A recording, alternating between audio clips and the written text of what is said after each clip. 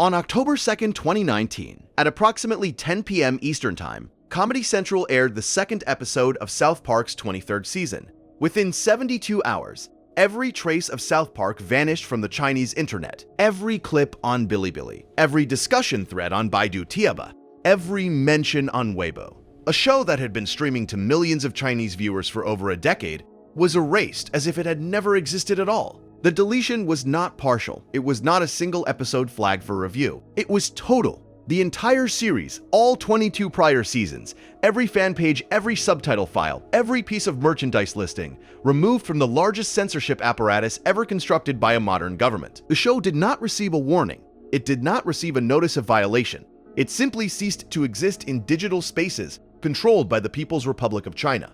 South Park did not just get banned in China, South Park got unexisted in China. And somehow, that is not even the strangest part of the story. Before we continue, subscribing to Paper Town is free, and it keeps long videos like this one coming. Now, back to it. To understand how a cartoon about 4 foul-mouthed children in Colorado became the target of a nation-state censorship campaign, you have to go back more than a decade. You have to understand that South Park had been circling around China as a subject for years before the hammer came down, and you have to understand that when the hammer did come down, it was not because Trey Parker and Matt Stone had gone too far. It was because they had gone precise. They had said the thing that everyone in the entertainment industry already knew, but no one was willing to say out loud because saying it had financial consequences measured in billions of dollars. The relationship between South Park and China begins not with a direct confrontation, but with a sideways glance. The first time the show seriously engaged with China as a subject was October 8, 2008, in a season 12 episode called The China Program. That title, deliberately misspelled with an intentional dropped L, was the first signal that the episode would not treat its subject with diplomatic care. The misspelling is a tell. It communicates immediately that the show is not approaching this topic with the careful, respectful distance that media companies typically maintain when discussing the world's second largest economy. It is approaching this like a child who cannot be bothered to get the spelling right because the whole premise strikes it as absurd. The episode aired 2 months after the closing ceremony of the 2008 Beijing Olympics, which took place on August 24th of that year at the Beijing National Stadium, known colloquially as the Bird's Nest.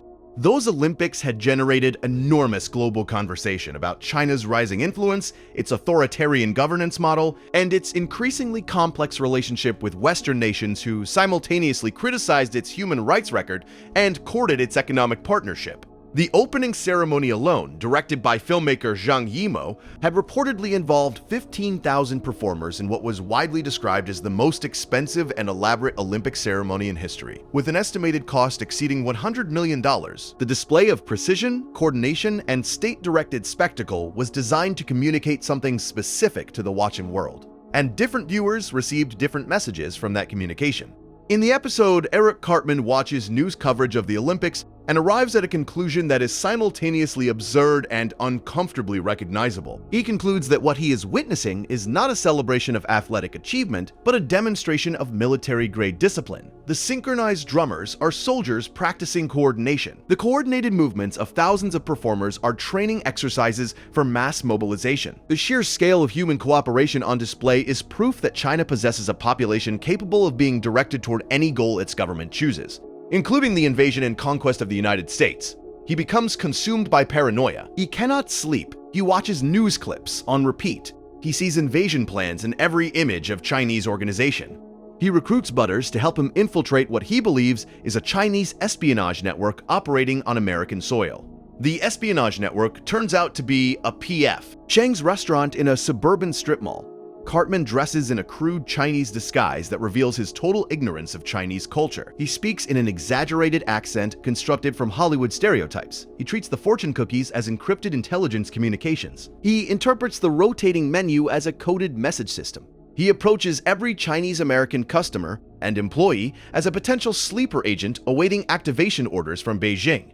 The comedy works on multiple levels simultaneously. On the surface, it is a 9-year-old boy being stupid in a restaurant. Below that surface, it is a satire of the cable news rhetoric that was common in 2008, where anchors discussed China's rise in language that implied existential threat without ever quite stating it directly. Below that, it is an observation about how fear of the foreign gets absorbed by children and turned into something both ridiculous and dangerous. Cartman is not inventing his paranoia from nothing. He is absorbing it from the culture around him and expressing it without the social filters that adults apply to make the same paranoia sound reasonable.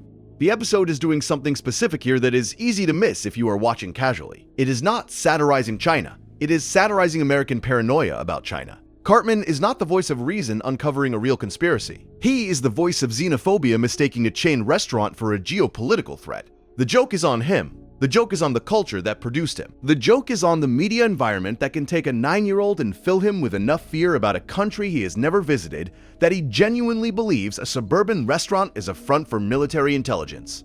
The target is domestic fear, not foreign power. The Chinese characters in the episode are largely incidental. They are restaurant workers confused by a child in a costume who does not understand the difference between Chinese and Japanese culture. They are not villains. They are not threats. They are bystanders to American neurosis, collateral participants in someone else's delusion. But the episode also contained a secondary plot that, in retrospect, reveals something about the show's deeper philosophical project. Something that would not fully crystallize until 11 years later, when the show turned its attention from American paranoia about China to American complicity with China. While Cartman is busy being paranoid, Kyle and Stan are processing the release of Indiana Jones and the Kingdom of the Crystal Skull, which had opened on May 22, 2008, earning $786 million worldwide while receiving reviews that ranged from disappointed to hostile from fans of the original trilogy.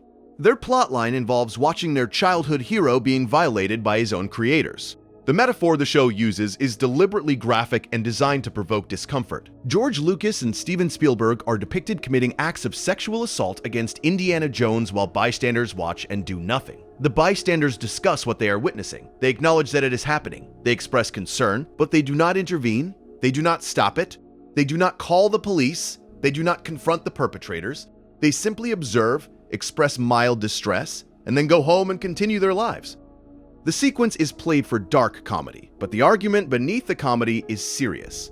The show is asking, what is the moral status of a witness who sees something wrong happening and does nothing? What is your responsibility when the thing you love is being degraded by the people who own it? When the creators of something beautiful choose to exploit it rather than protect it? When you watch that happen and your only response is to feel bad about it without taking action, the two plots seem disconnected on the surface. What does Cartman's paranoia about Chinese invasion have to do with Kyle's distress about a bad sequel? But they share an argument that becomes visible only when you hold them up against each other. Both are about watching something you valued be degraded by forces that should have protected it. Cartman watches America and sees a country too weak or too stupid to resist a foreign power. Kyle watches a franchise and sees creators too greedy or too lazy to respect what they built. Both are watching a form of violation, and both are watching it happen without resistance. The episode is asking a question about complicity, about who bears responsibility when degradation occurs and the witnesses remain silent, about whether watching a wrong and doing nothing makes you innocent, complicit, or something in between that does not have a clean name. That question would become the central argument of everything South Park would say about China 11 years later. It would become the entire thesis of Banned in China, compressed into a single observation that could fit in a tweet. The censorship works because the censored choose to comply.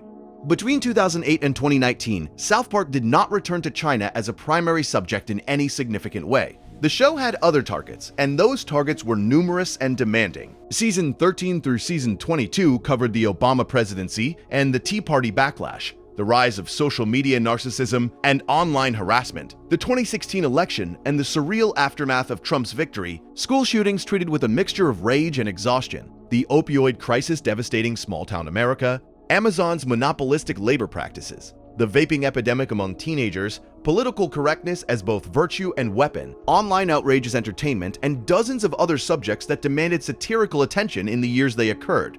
China was present in the background of American discourse during those years, as it had been for decades. The Trans-Pacific Partnership trade negotiations consumed economic news from 2010 through 2016. Accusations of intellectual property theft and forced technology transfer were constant themes in US-China diplomatic relations. The construction of artificial islands in the South China Sea generated military tension and freedom of navigation exercises. The detention of Uyghur Muslims in Xinjiang province began appearing in international media reporting around 2017, with the first major Western investigations published in 2018 by the BBC and the Associated Press. followed by satellite imagery analysis from the Australian Strategic Policy Institute, revealing the construction of hundreds of detention facilities across the region. But for South Park's purposes, China had not yet become the kind of subject the show could engage with its particular tools. South Park does not do broad geopolitical commentary well. It does not do nuanced policy analysis. It does not do both sides have valid points. It does specific, targeted, unmistakable satire. It finds the hypocrisy, the contradiction, the moment where stated values and actual behavior diverge, and it puts that divergence on screen in a way that cannot be misunderstood or explained away. The specific angle that would allow the show to address China with that level of precision, not as a foreign power doing foreign things in a foreign country, but as a force that was actively reshaping American creative output from the inside, through the voluntary compliance of American companies, had not yet fully matured into mainstream public consciousness. The Hollywood self-censorship was happening. It had been happening for years, but it had not yet been named plainly in popular media. It existed in trade publications and academic papers, but not in the cultural conversation that South Park operates within. What changed was not China. What changed was Hollywood. And what changed Hollywood was money of a kind and a scale that made artistic principles seem like an affordable luxury rather than a professional obligation. By the late 2010s, the Chinese box office had become the second largest film market in the world. The numbers tell the story clearly. In 2012, China's total box office revenue was approximately $2.7 billion. By 2015, it had more than doubled to $6.8 billion. In 2018, it reached $8.9 billion. In 2019, the year Banned in China aired, it would reach approximately $9.2 billion. The growth rate was unlike anything the global entertainment industry had experienced. A market that barely registered in studio revenue projections in 2005 had become the difference between profit and loss for films budgeted above $200 million by 2015. American studios, which had spent decades treating the domestic North American market as their primary revenue source, and international markets as supplementary, began reorganizing their entire business model around the assumption of Chinese revenue. A single Chinese release could add $200 to $400 million to a film's global gross. For the Transformers franchise, Chinese box office represented as much as 30% of global revenue on certain installments. For the Fast and Furious films, Chinese grosses regularly exceeded $300 million per entry. The math was irresistible. It transformed the Chinese market from a nice-to-have into a must-have. And must-haves come with conditions. The China Film Administration, which reports directly to the propaganda department of the Chinese Communist Party, controls which foreign films are allowed to screen in Chinese theaters. The system operates through a quota mechanism. Approximately 34 foreign films per year receive revenue-sharing theatrical distribution in China. That number is not large. It is deliberately restrictive. It means that out of the hundreds of American films released annually, only 34 will receive full theatrical distribution in the Chinese market. Those 34 slots represent billions of dollars in potential revenue, and securing one of them requires meeting standards that are not purely artistic. The standards are political. They are ideological. They are a function of what the Chinese Communist Party considers acceptable content for its population to consume. And those standards are enforced not through explicit lists of prohibited topics, though such lists do exist internally, but through a system of implicit understanding. Studios learn through experience and through the advice of Chinese co-production partners and distribution consultants what will pass and what will not. The learning is informal, the knowledge is institutional, the compliance is structural. Studios began making accommodations, small ones at first, easily justified as creative choices that had nothing to do with politics. A Chinese co-production partner added to the credits, which grants the film a different regulatory classification and potentially exempts it from the 34 film quota. A scene set in Shanghai or Beijing that serves no narrative purpose, but demonstrates respect for Chinese modernity and urban development. A Chinese actor cast in a brief supporting role that will be expanded in the Chinese theatrical cut, providing local appeal without requiring the Hollywood version to restructure its narrative. Then the accommodations grew larger. A villain whose nationality is changed from Chinese to North Korean, because North Korea has no box office revenue to offer, and therefore no leverage over creative decisions. A reference to Taiwan removed from a globe or a map because Taiwan's political status is a matter of official Chinese government sensitivity. A Tibetan character erased or reimagined because Tibet is classified as an issue that cannot be depicted in any way that implies sympathy for Tibetan autonomy. Then, larger still, entire plotlines rewritten to remove any implication that the Chinese government has ever made a mistake or committed an injustice. Characters who challenge authority softened or removed if the rebellion might be interpreted as parallel to real-world Chinese descent. Historical events erased from narratives set in periods when those events are politically inconvenient. Maps redrawn to reflect Chinese territorial claims rather than international consensus. Flags deleted, dialogue altered. Not because the Chinese government demanded these specific changes after seeing the film, but because American studios, anticipating what the Chinese censors would object to, made the changes voluntarily during production. This is the critical mechanism: preemptive compliance. Self-censorship executed so smoothly that no external censor ever needs to wield the red pen because the studio has already internalized the censor's perspective as its own. The censorship is invisible because it happens before the content exists in a form that could be censored. You cannot cut what was never filmed. You cannot object to what was never written. You cannot ban what was never conceived. The most widely documented example came from Top Gun: Maverick, the sequel to the 1986 film that had made Tom Cruise an international star. In the original Top Gun, Cruise's character Pete Maverick Mitchell wears a leather bomber jacket adorned with patches representing his father's military service, including the flags of Japan and Taiwan, two American allies in the Pacific Theater. When promotional images and the first trailer for the sequel were released in July 2019, those flags had been replaced with abstract symbols of similar color and shape, but no national significance. The Taiwanese flag, representing a democratic nation of 23 million people, a major American trade partner, and a flashpoint in US-China relations, had been voluntarily erased by an American film studio from an American film about an American military pilot wearing an American military jacket.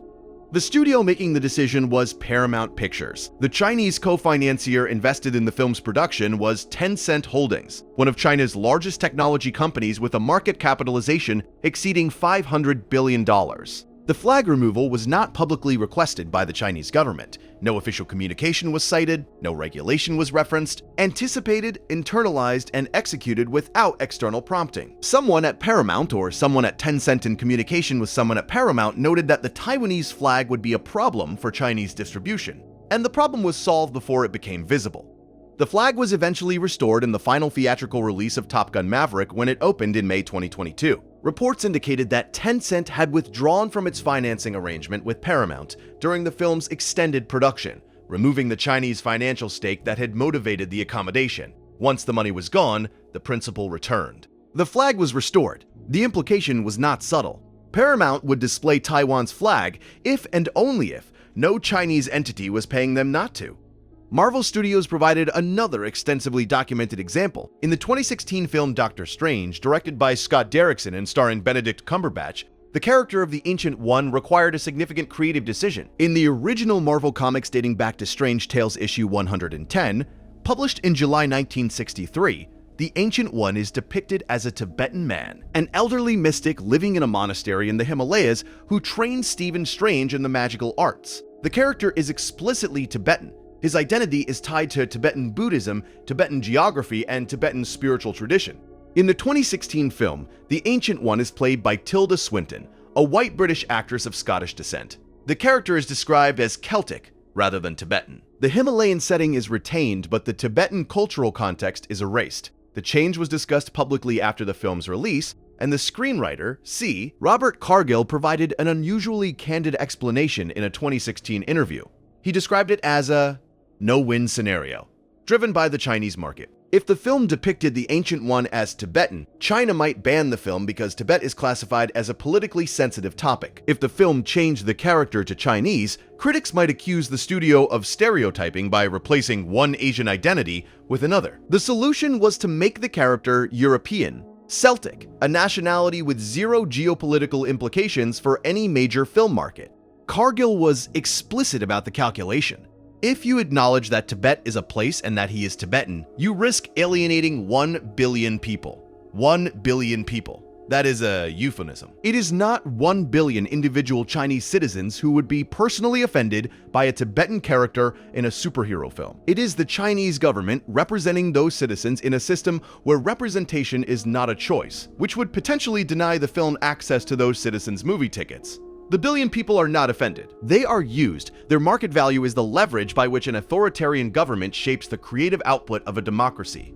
The creative decision was reverse-engineered from a censorship requirement. The art was shaped by the market was shaped by an authoritarian government's list of unacceptable topics, and the director, the screenwriter, and the studio all participated in this process voluntarily, for money, while publicly explaining what they were doing and why. The information was not hidden. The mechanism was not secret.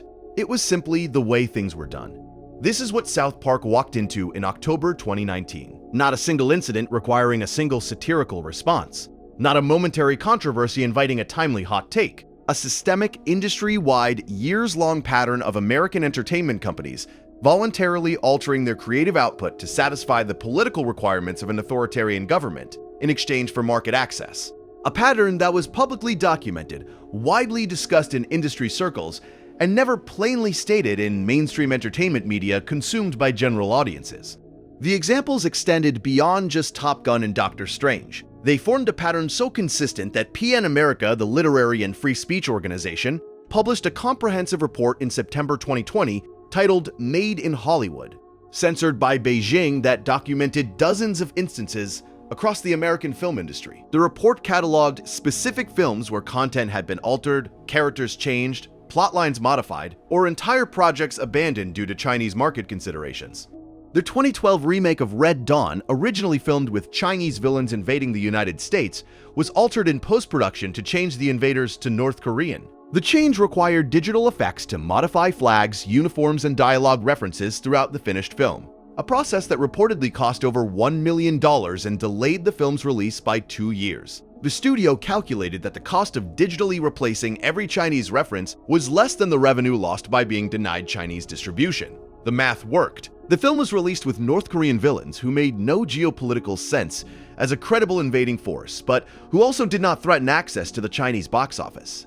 The 2013 film World War Z, adapted from Max Brooks's novel, originally contained a section set in China where a character discusses how the Chinese government's initial response to the zombie outbreak worsened the pandemic. The Chinese setting and the critique of government cover-ups were removed from the film adaptation entirely. The producers made the decision during script development, an early example of the upstream censorship that would become standard practice over the following decade.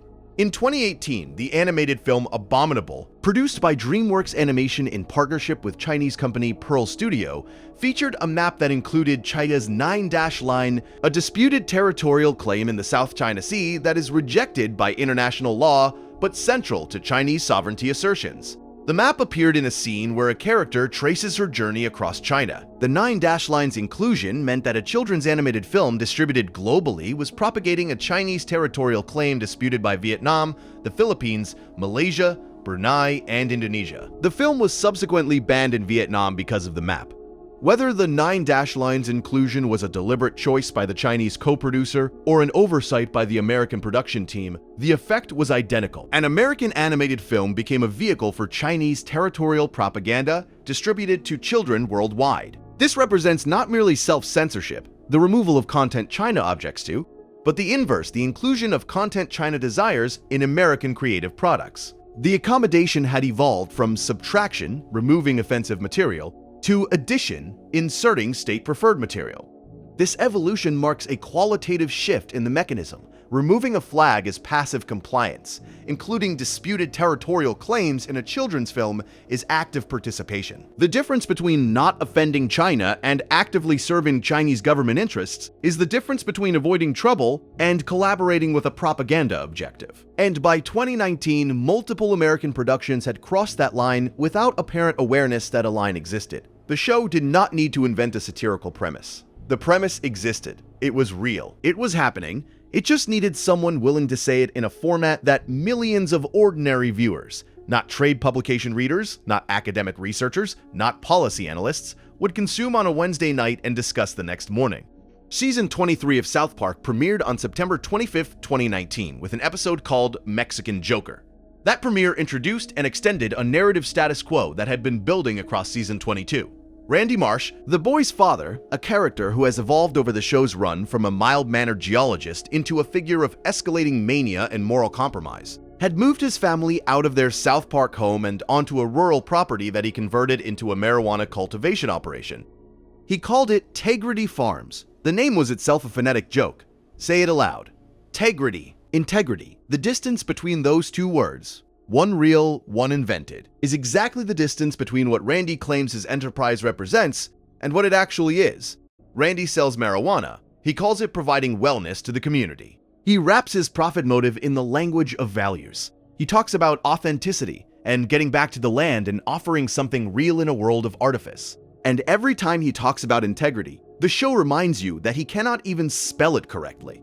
Randy's arc across the entire 23rd season would involve his increasingly desperate and morally flexible attempts to make Tigridy Farms profitable. He would lie, cheat, betray partners, exploit employees, poison competitors, and sacrifice the well-being of his family, all while insisting that everything he does is motivated by integrity. He is, in compressed satirical form, every American company that has a mission statement about making the world better while its business practices make the world worse. Every corporation that puts values in its marketing while putting profit margins in its decision-making. Every brand that talks about community while hollowing out communities. The metaphor is obvious, deliberately, transparently obvious. South Park does not do subtlety when subtlety would weaken the point. Randy is American capitalism with a folksy hat and a weed farm. He is the system that talks about principles while doing whatever generates revenue. And in the season's second episode, his pursuit of revenue would take him to China. In Banned in China, aired October 2nd, 2019, the title itself performs a dual function that operates differently depending on whether you encounter it visually or orally. Read it on a program guide and it says Banned in China, a musical group performing in the People's Republic. Hear it spoken aloud and it sounds identical to Banned in China, the outcome that the episode would trigger within days of airing. The title is both description and prophecy. It tells you what the episode depicts and what the episode will cause. Whether Parker and Stone anticipated the ban with certainty or merely recognized its high probability is a question they have addressed only with shrugs and changes of subject. The episode divides into two parallel storylines that mirror and comment on each other. Both involve Americans going to China. Both involve Americans discovering that access to the Chinese market requires systematic sacrifice of authenticity. Both arrive at the same conclusion from different angles. And both demonstrate the same mechanism. The censorship works because the censored choose to comply. In the first storyline, Randy Marsh travels to China to expand Tigridy Farms into the Chinese market. His reasoning is pure business logic. Over 1 billion potential customers, the largest untapped market for his product. He does not think about what selling in that market will require of him. He does not research the legal framework. He does not consider the political implications. He sees a number, 1 billion, and that number overwhelms every other consideration. The money is too large for reflection. The opportunity is too obvious for hesitation. Upon arriving in China, Randy is immediately arrested by Chinese authorities. His marijuana, legal in Colorado under state law but illegal in China under statutes carrying potential death sentences, is confiscated. He is sent to what the show depicts as a labor camp. The labor camp sequences are rendered with a level of grim specificity that signals something beyond simple comedy. Randy is not in a funny cartoon jail. He is in a facility that references real-world reporting about Chinese detention infrastructure. The camp contains political prisoners, people detained not for crimes but for identities, beliefs, or associations that the government considers threatening. Randy witnesses forced labor, prisoners producing goods under compulsion. He witnesses political re-education sessions, prisoners forced to recite government slogans, denounce their own beliefs, and demonstrate performative loyalty to the Chinese Communist Party. He witnesses what the show implies is organ harvesting, a reference to persistent allegations documented by international tribunals including the 2019 China Tribunal, chaired by Sir Jeffrey Nice QC, that Chinese authorities have engaged in forced organ harvesting from prisoners of conscience. And he shares a cell with Winnie the Pooh. The Winnie the Pooh element requires context that makes it more than a random absurdist joke. Beginning approximately in 2013, Chinese internet users began creating and sharing memes comparing President Xi Jinping's physical appearance to the Disney version of Winnie the Pooh. The comparisons were visual, side-by-side images showing Xi walking with another world leader alongside images of Pooh walking with Tigger, or Xi seated in a vehicle alongside Pooh riding a toy car. The memes were mild. They were not overtly hostile. They did not make political arguments. They simply noted a physical resemblance and found it amusing. The Chinese government's response was wildly disproportionate to the content of the memes. References to Winnie the Pooh were progressively censored on Chinese social media platforms including Weibo and WeChat. Images of the character were restricted. Searches for his name in Chinese were blocked or limited. The 2018 Disney film Christopher Robin, a live-action film starring Ewan McGregor opposite a CGI Pooh Bear, was denied theatrical release in China by the China Film Administration. No official reason was given for the denial, but the connection was universally understood by observers inside and outside China. The censorship of Winnie the Pooh became one of the most widely known examples of Chinese internet censorship in Western media. It was reported by the BBC, CNN, The Washington Post, The New York Times, and virtually every major English-language news outlet. It became a shorthand for the absurdity of authoritarian censorship, a government so insecure that it cannot tolerate a children's cartoon character being compared to its leader. The image of Pooh became, paradoxically, a global symbol of resistance to Chinese censorship precisely because China chose to censor it. South Park placed this specific cultural reference, Winnie the Pooh as a political prisoner of the Chinese government, into a labor camp scene alongside an American businessman imprisoned for trying to sell marijuana in China. The layers of reference and meaning are dense. A fictional cartoon bear created by A.A. Milne in 1926, adapted by Disney into a multi-billion-dollar franchise, censored by a real government because internet users noted a physical resemblance between the bear and the government's leader, now appears in a different fictional cartoon, South Park, as a political prisoner in a facility that references real detention camps documented by international human rights organizations. The show is using fiction to comment on the absurdity of censoring fiction for political reasons, and it is doing so by incorporating the censored fiction directly into its own fiction. It is a closed, recursive loop of satirical reference that only functions because the real-world censorship actually happened. If China had simply ignored the Winnie the Pooh memes, had treated them as the mild internet humor they were, then placing Pooh in a South Park labor camp would be a non sequitur. But because China chose to treat a children's cartoon character as a political threat requiring state censorship resources, the character's presence in South Park becomes an argument. The argument is, look at what they consider dangerous. Look at what triggers the full machinery of state information control. A cartoon bear. That is the threshold. And if a cartoon bear can be dangerous, then any speech can be dangerous, and if any speech can be dangerous, then all speech is at risk. In the second storyline, which runs parallel to Randy's imprisonment, Stan, Kyle, Kenny, and Butters form a death metal band. The name of the band is not important. What is important is that the band becomes successful enough, within the compressed time frame that South Park's narrative allows, to attract the attention of a Hollywood studio. The studio wants to produce a biopic about the band's rise to fame. This is a familiar entertainment industry trajectory. Successful musicians get offered film deals. The boys are excited. They see validation, they see their story being told to a wider audience. They do not yet understand what the telling will require.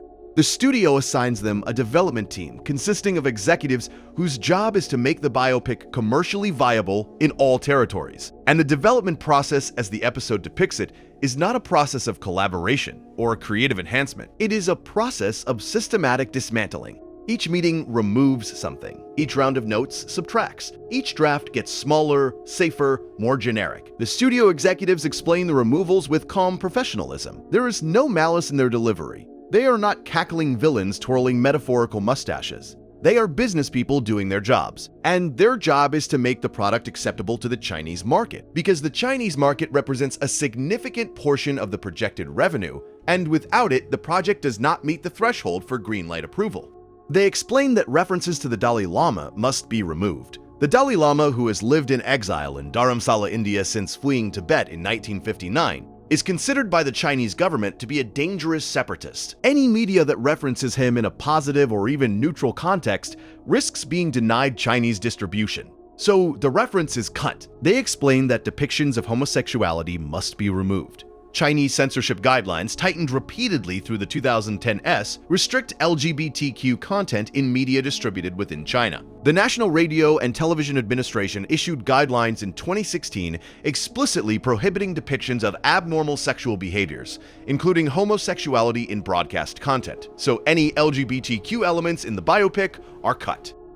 They explain that any implication that the Chinese government has ever done anything wrong must be removed. No references to political prisoners, no references to censorship, no references to human rights concerns, no references to Tibet, Taiwan, Tiananmen Square, Xinjiang, or any other topic on the extensive list of subjects that the Chinese government considers sensitive. So the substance of the band's actual experience, which includes Randy being imprisoned in a Chinese labor camp, is cut. They explain that Winnie the Pooh cannot appear in the film, so Winnie the Pooh is cut. Each note is delivered individually. Each change seems small in isolation. The executives frame each removal as minor. A single line of dialogue, a brief visual reference, a background detail. What is one line in a 2-hour film? What difference does one background element make to the overall narrative? Each compromise taken alone seems trivial, rational even, a reasonable business decision, a small price paid for access to a billion-person market. But the show depicts these compromises accumulating. One edit leads to another. The removal of one element creates a new edge, a new potential sensitivity where the removed element used to provide context, and that new edge requires its own accommodation. The process is not additive. Nothing is ever added, no element is ever enhanced or expanded. The work only gets smaller with each pass, safer, blander, more anonymous. More like every other corporate product optimized for global distribution to offend the minimum number of potential consumers in the maximum number of territories. By the end of the development process, the biopic is unrecognizable. It bears no relationship to the band's actual story, actual experience, or actual identity. It is a shell, a container emptied of content, a product designed to generate revenue in a specific market by eliminating anything that market's government considers problematic.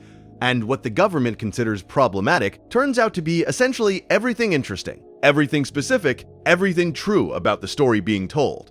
The boys watch this happen, and here's what makes the episode's argument sharp rather than obvious. They initially accept it. They go along with the process.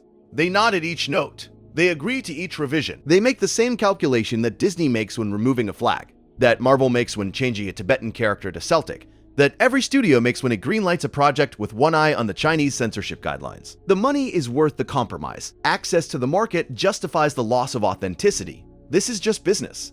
It is only when the compromises have accumulated to the point where nothing authentic remains, where the thing being produced has no connection to the thing they lived, that they rebel. And by then, as the show quietly argues through the structure of its narrative, the meaningful damage has already occurred. The compliance has been practiced. The self-censorship has been internalized. The habit of removing problematic elements before being asked has been established. Even if you walk away at the end, you have spent weeks or months or years training yourself to see your own creative work through the eyes of a censor. That training does not disappear when you leave the project. This is the episode's central argument, and you should notice, if you have not already, that the argument is not really about China at all. China, banned in China, is a force of nature. It is consistent, it is predictable, it is unwavering in its demands. It does what authoritarian governments do and what authoritarian governments have always done. It controls information. It restricts speech. It punishes dissent. It rewards compliance. None of this is surprising. None of this is unusual in the history of authoritarian governance. The Chinese Communist Party behaves like the Chinese Communist Party. This is not the revelation.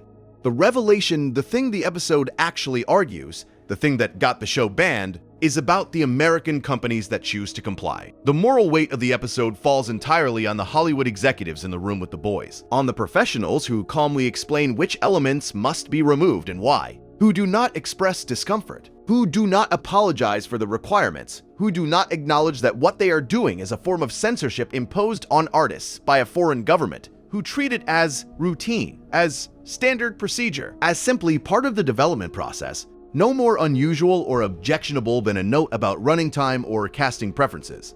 These executives are not threatened. They are not coerced. No one from the Chinese government is in the room holding a weapon. No one is threatening their families or their freedom. They are making a business decision. A free decision made by free people in a free country to voluntarily restrict the creative content of an American artistic work to satisfy the political requirements of a government that imprisons people for expressing opinions. And they are being paid well for making that decision. Their compliance is not forced, it is purchased, and they are selling it willingly. That is the argument. American entertainment companies are not victims of Chinese censorship. They are customers of Chinese market access. And the purchase price is their creative freedom. They pay it voluntarily. They pay it cheerfully. They do not need to be threatened because the revenue is sufficient incentive. The system works not because China is powerful enough to force compliance. It is powerful, but force is not the operative mechanism, but because the money is large enough to make compliance desirable. The censorship is not imposed from outside. It is invited from inside. It is welcomed. It is profitable. And the companies that practice it are not victims of authoritarianism. They are its business partners.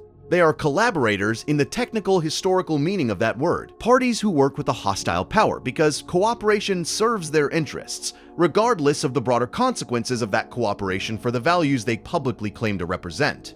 That is what South Park said on October 2nd, 2019. That is the argument that triggered the deletion of the show from the Chinese internet. Not a joke about Winnie the Pooh, though that helped. Not crude animation or offensive language, though both were present. The plain statement of a mechanism that everyone knew existed, but that everyone with financial stakes in the Chinese market had agreed, implicitly and without formal coordination, not to state plainly in public.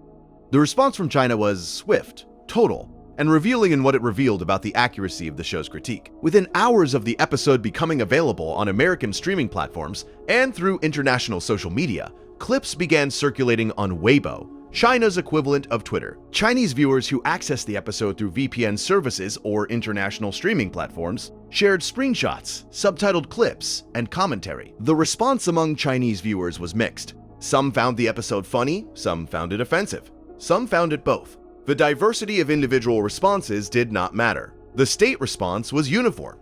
Within 1 day, the clips were removed from Weibo. Within 3 days, South Park as a concept had been purged from Chinese digital space. The scope of the deletion was extraordinary even by the standards of Chinese internet censorship, which regularly removes content at scales unimaginable in democratic information environments. The Baidu Taba forum for South Park, which is the Chinese equivalent of a Reddit community, was deleted in its entirety. This forum had accumulated years of fan discussion, thousands of threads, millions of individual posts, episode analyses, character discussions, translation debates, fan art, meme collections, community events, all of it gone, not archived in a restricted state, not locked for new posts while preserving existing content, deleted. The accumulated cultural production of years of fandom wiped overnight.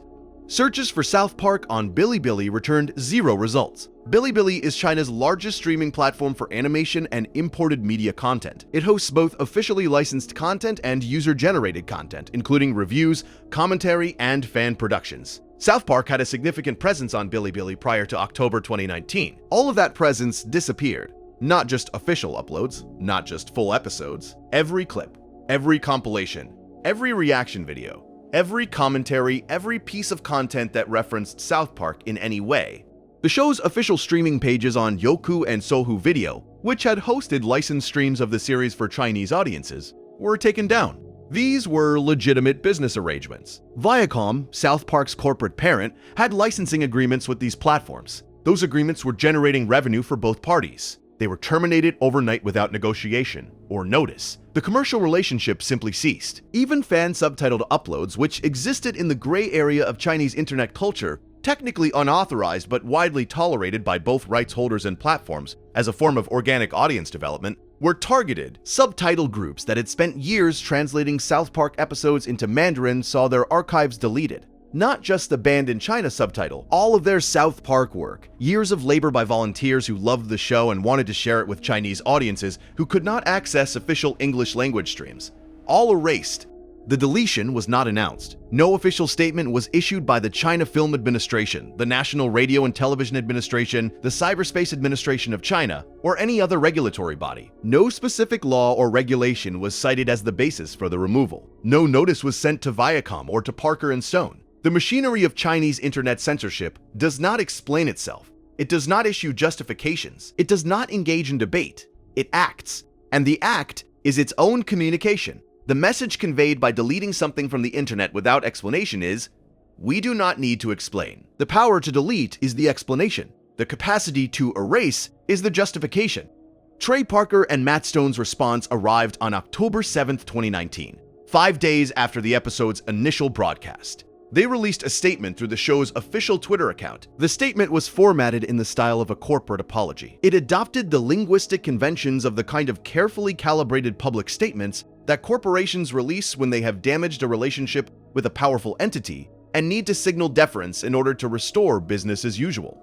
The statement read, like the NBA, we welcome the Chinese censors into our homes and into our hearts. We too love money more than freedom and democracy. Xi doesn't look like Winnie the Pooh at all. Tune in to our 300th episode this Wednesday at 10. Long live the great Communist Party of China. May this autumn sorghum harvest be bountiful. We good now, China. Every sentence in this statement operates on multiple levels simultaneously, and the density of meaning compressed into 68 words is worth slowing down for. Like the NBA, 3 words that accomplish enormous contextual work. They position the mock apology as a direct parallel to real apologies being issued at that exact moment by the National Basketball Association. They force the reader to compare the 2 documents, South Park's transparent mockery and the NBA's apparently sincere groveling, and to notice that both are responding to the same entity for the same reason. They say, we are doing what they are doing. The only difference is that we are being honest about what we are doing. We welcome the Chinese censors into our homes and into our hearts. The language of welcome, of intimacy, of voluntary invitation. Not we submit to or we accept, but we welcome. The framing implies that censorship is something the speaker desires and embraces rather than something imposed. It mocks the corporate tendency to frame compliance with authoritarian demands as partnership rather than submission. We too love money more than freedom and democracy. 9 words. This is the sentence. The rest of the statement is context for the sentence. This is the thing that no American corporation would say, despite it being the thing that every American corporation with Chinese business interests is demonstrably doing. It is the quiet part spoken loud. It is the calculation that drives every decision to remove a flag, change a character's nationality, or apologize for an employee's tweet about Hong Kong. Every other entity engaged in this calculation wraps it in euphemism. South Park strips the euphemism away and states the underlying principle directly. Zai doesn't look like Winnie the Pooh at all. This sentence performs the classic comic maneuver of negation as affirmation. By denying the resemblance, it forces the reader to picture the resemblance. It reinserts the band comparison into public discourse while wearing the thin disguise of denial. And it specifically names Xi Jinping, not the Chinese leadership or Chinese authorities, but Xi personally, which is itself an act of specificity that Chinese censorship norms would never permit. Tune into our 300th episode this Wednesday at 10. In the middle of an international controversy involving the censorship apparatus of a nuclear-armed superpower, Parker and Stone took the time to promote their programming schedule. This either communicates supreme confidence or supreme indifference, and in the context of their careers, those 2 qualities are probably identical. Long live the Great Communist Party of China. The language of state propaganda, deployed in a context where its ironic intent is unmistakable to every reader. It is a parody of the phrases that Chinese citizens are expected to express and that foreign companies are implicitly expected to affirm through their compliance. May this autumn's sorghum harvest be bountiful. A sentence so absurd in this context, so disconnected from any genuine diplomatic convention, that it functions as pure mockery of the idea that cultural deference can be performed through formulaic phrases. It treats the entire apparatus of Chinese political sensitivity as something that can be satisfied by wishing well upon grain production. We good now, China? The informality is deliberate. The casualness is a choice. It treats the relationship between a comedy show and a government that controls what 1.4 billion people can see and read as if it were a minor disagreement between acquaintances. It refuses to grant the situation the gravity that the Chinese government's response demands. And in refusing that gravity, it makes an argument about where power actually resides. If you treat a ban as catastrophic, you confirm the banner's power over you. If you treat it as a minor inconvenience resolved with a programming reminder, you deny that power entirely. The NBA reference in the statement was not ornamental. It was the structural element that connected South Park's individual controversy to the larger cultural earthquake happening simultaneously in American public life. On October 4th, 2019, 2 days after Banned in China aired, Daryl Morey posted his tweet supporting Hong Kong. The Chinese response was immediate and devastating to the NBA's Chinese business interests. Broadcasting contracts suspended, streaming deals frozen, sponsorships terminated. The NBA apologized within hours. LeBron James called Morey misinformed. The most powerful sports league in America prostrated itself before the Chinese government because an employee expressed support for democracy in a separate country. This was happening in the same week, the same news cycle. South Park's episode predated the NBA controversy by 48 hours, which means it was not a response to the Morey situation. It was a parallel observation that converged with reality in the same 7-day period. 2 different observers, comedy writers in Colorado and a basketball executive in Texas, independently identified the same systemic pattern and independently addressed it through their respective platforms in the same week. The convergence was not coincidence in the sense of random chance. It was the inevitable result of a pattern so established, so visible, so thoroughly documented, that multiple independent observers would eventually comment on it simultaneously. The only remarkable thing was that it took until October 2019 for someone in mainstream entertainment to say it on national television in a way that general audiences would hear. The pattern had been operating for years. The speech was overdue, and when it came from multiple directions at once, because the pressure to say it had been building for longer than anyone wanted to acknowledge. On October 9th, 2019, 1 week after banned in China and 2 days after the mock apology, South Park aired its 300th episode. 300 episodes since August 13th, 1997. 22 years of continuous production, the milestone was significant, and the show chose to mark it with an episode titled Shots that addressed the China situation as a secondary plotline rather than a primary focus. Randy Marsh returns from China. He has been through the labor camp. He has witnessed things. He publicly declares that Tegrity Farms will no longer do business with China. He frames this as a principled decision. He wants credit. He wants to be celebrated for his moral clarity. The show refuses to give him that credit. It undercuts his moral positioning immediately. Randy quit China after extracting value from it. He went voluntarily. He stayed as long as it was profitable. He left only when the personal cost became unbearable. His departure is not sacrifice because it does not cost him anything he still wanted. It is repositioning. It is the businessman who exploits a market, encounters uncomfortable truths about how that market operates, and then rebrands his exit as ethical awakening rather than acknowledging it as delayed response to information that was always available. Every American company that has reduced its Chinese operations has followed this pattern. The departure is never proactive. It is never preventive. It comes after the relationship has already generated returns. After the compromises have already been made, after the self-censorship has already been performed. The company leaves China and writes a press release about values. And the press release does not mention the years of compliance that preceded the departure. South Park is honest enough to show its own character doing exactly this. Randy is not a hero for leaving China. He is a businessman who found his limit later than he should have. And finding your limit after you have already crossed it repeatedly is not the same thing as having principles. It is the same thing as having preferences about which specific compromises you are willing to live with. The structural reasons South Park could afford its defiance matter for understanding why no one else replicated it. Each episode costs approximately $300,000. The show's domestic revenue streams, Paramount Plus streaming deal worth reportedly $900 million over 6 years, cable ratings, advertising, merchandise, and the Book of Mormon musical generating over $600 million since 2011, make it financially independent of any single foreign market. Losing China is survivable for a Marvel film budgeted at $200 to $350 million, or an NBA generating $500 million annually from Chinese broadcasting rights alone. The calculation is different. South Park's freedom to speak is a function of its financial architecture, not solely its moral character. The ban remains in place. Over 5 years later, South Park is still completely unavailable on legal Chinese streaming platforms. No restoration has occurred because no restoration has been sought. The mock apology permanently closed the door. You cannot unmock a contrition that was never genuine. The bridge is not merely burned. It is publicly, permanently, deliberately demolished, with the demolition filmed and broadcast to everyone watching. The show has not returned to China as a primary subject since season 23. There is nothing more to say. The argument was made. The consequence was accepted. The point was proved. Returning would be repetition, and repetition would weaken what the single precise statement accomplished.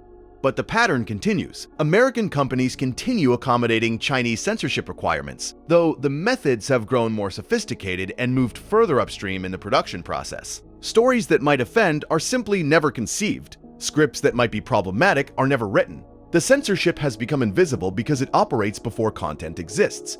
You cannot identify what was never created. You cannot protest the absence of a thing that was never proposed.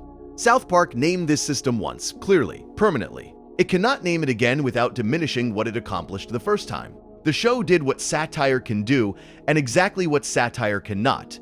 It made the invisible visible. It made the unspoken spoken. It made the system impossible to deny or explain away for anyone who watched the episode and read the mock apology. And the system continued operating anyway because systems that generate billions of dollars do not stop operating because someone pointed at them and said what they are.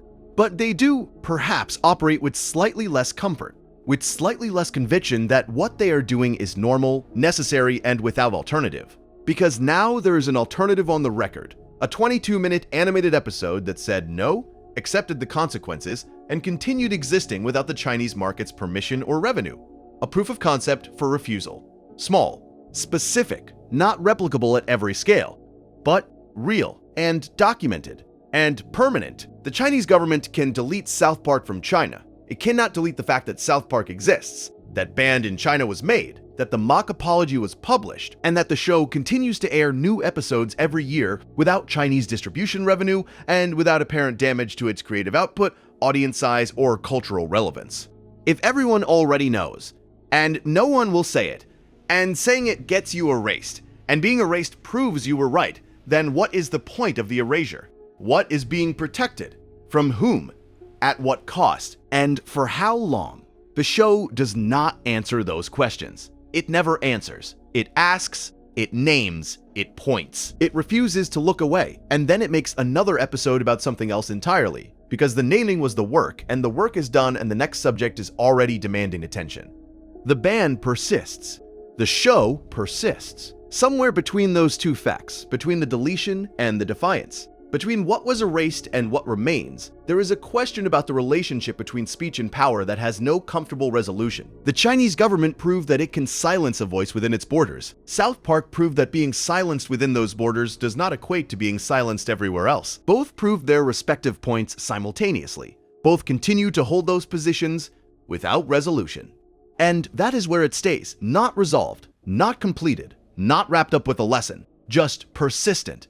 A cartoon banned by a superpower unable to unmake the cartoon, an industry that watched both things happen and continued making the same calculations it made before either event occurred, and a question hanging in the air that no one has answered and that everyone, on some level, has already answered through their behavior whether they admit it publicly or not. The Hong Kong protests that formed the immediate political backdrop to all three incidents, the South Park ban, the NBA controversy, and the Blitzchung incident, deserve their own consideration because they represent the human reality behind the corporate calculations. While American companies were debating whether to express support for Hong Kong democracy, millions of actual Hong Kong residents were in the streets, risking their safety and their futures. The protests began in June 2019, triggered by a proposed extradition bill that would have allowed Hong Kong residents to be sent to mainland China for trial. The bill was proposed by Hong Kong's chief executive Carrie Lam and was widely understood as a mechanism for extending mainland Chinese legal jurisdiction into Hong Kong, which had operated under a separate legal system since the 1997 handover from British to Chinese sovereignty under the principle of one country, two systems. On June 9th, 2019, an estimated 1 million people marched against the bill in what was one of the largest protests in Hong Kong's history. On June 16th, the number grew to an estimated 2 million in a city with a total population of approximately 7.5 million. Nearly 1 in 3 residents took to the streets. The scale was unprecedented. The government withdrew the extradition bill in September 2019, but by then the protests had evolved into a broader movement for democratic reforms, universal suffrage, and an independent investigation into police conduct during the months of demonstrations. By October 2019, when Banned in China aired and Morey tweeted, the protest had been ongoing for 4 months. Hong Kong police had fired thousands of rounds of tear gas. Hundreds of protesters had been arrested. Several had been seriously injured. The situation was not a distant geopolitical abstraction. It was a live, ongoing, violent confrontation between citizens demanding democratic rights and authorities defending authoritarian control. This was the context in which the NBA characterized Morey's support for those citizens as regrettable, in which LeBron James called that support misinformed, in which Blizzard punished a player for expressing solidarity with his own neighbors. Real people were being tear-gassed for demanding the right to vote, and the dominant response from American corporate institutions was to apologize to the government doing the tear-gassing because that government controlled access to a profitable market. South Park did not depict the Hong Kong protests directly. Banned in China is about self-censorship, not about Hong Kong specifically, but the episode aired into a cultural moment where the stakes of self-censorship were not abstract, where the choice between speaking and silence was not merely a business calculation, but a statement about whose struggle you considered worth acknowledging and whose market access you considered worth preserving. The episode's argument that American companies love money more than freedom and democracy gained its sharpest edge from the fact that at the moment of its airing, freedom and democracy were being fought for in the streets of a real city by real people, and American companies were choosing to look away because looking toward them might cost something. South Park itself has a longer history with censorship than most viewers realize. The show has been the target of censorship attempts throughout its entire run, and its relationship with censorship, being censored, fighting censorship into its narratives, is part of its creative identity. The most significant previous censorship incident involved the two-part episode 200 Inches and 201, which aired in April 2010 during season 14. The episodes depicted the Prophet Muhammad in a bear suit, a deliberately provocative choice that referenced both Islamic prohibitions on visual depictions of Muhammad and the show's own long-running engagement with religious satire. Following a warning from an extremist group called Revolution Muslim that Parker and Stone will probably wind up like Theo van Gogh, a Dutch filmmaker murdered in 2004 for his criticism of Islam, Comedy Central heavily censored episode 201, bleeping out a lengthy speech about intimidation and covering Muhammad's image with a large black censored bar. Parker and Stone publicly objected to Comedy Central's decision, but were ultimately overridden by the network. The censored version was the only one broadcast. The uncensored version has never been officially released. This represents the only time in the show's history where an external entity successfully forced permanent alterations to the show's content against the creator's wishes. The incident is relevant to the China situation because it demonstrates the difference between censorship that works and censorship that does not. Comedy Central could censor episode 201 because Comedy Central controlled the broadcast infrastructure. The network stood between the creators and the audience. It could alter the content before transmission. The Chinese government can ban South Park in China because it controls the Chinese internet infrastructure. It stands between the content and the Chinese audience. But neither entity could prevent the content from being discussed, referenced, and understood by audiences outside their control. The censored speech from episode 201, which argued that intimidation is the only real power in the world, and that using violence or threats of violence to prevent speech is effective regardless of moral arguments against it, was widely quoted and discussed despite being bleeped in the broadcast. The censorship drew more attention to the content than the content would have received uncensored. And the same dynamic applied to the China ban. The banning drew more attention to banned in China than the episode would have received as a routine installment of an ongoing series. Both incidents teach the same lesson about censorship in open information environments. Censorship generates attention. The act of suppressing speech signals that the speech is powerful enough to require suppression, which makes the speech more interesting to everyone the suppression cannot reach. This is the fundamental weakness of censorship applied to content that exists in spaces the censor does not control. Every act of suppression is simultaneously an act of advertisement. The Chinese government understands this dynamic perfectly. It does not expect the South Park ban to prevent Western audiences from seeing the episode. It expects the ban to prevent Chinese audiences from discussing the episode in Chinese digital spaces. The ban is not aimed at South Park's existing Western audience. It is aimed at preventing the episode from entering Chinese domestic discourse. And within that limited objective, it succeeds. Chinese citizens cannot easily access, share, or discuss banned in China in any Chinese language digital space. The ban works domestically even as it fails internationally.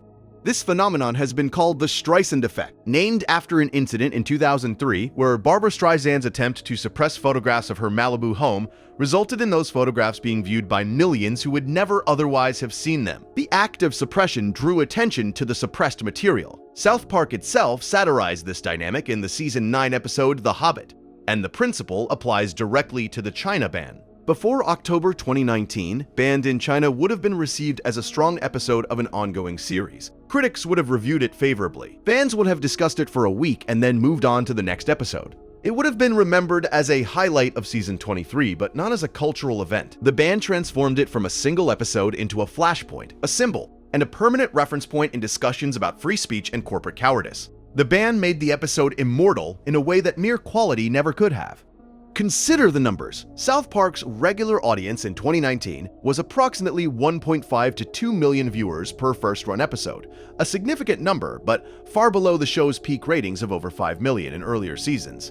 The news coverage of the ban reached hundreds of millions of readers across every major English-language news outlet in the world. People who had not watched South Park in years, people who had never watched South Park at all, learned about the episode through news coverage of the ban. The censorship expanded the audience for the censored material exponentially. The Chinese government presumably understood this dynamic and banned the show anyway, which tells you something about the government's priorities. The domestic objective, preventing Chinese citizens from discussing the episode, outweighed the international cost of amplifying the episode to Western audiences. The government made a rational calculation. It can tolerate Western audiences seeing the content because Western audiences are not its political concern. What it cannot tolerate is its own population discussing the content in Chinese digital spaces. The ban was never about the world, it was about China. And within China, it works.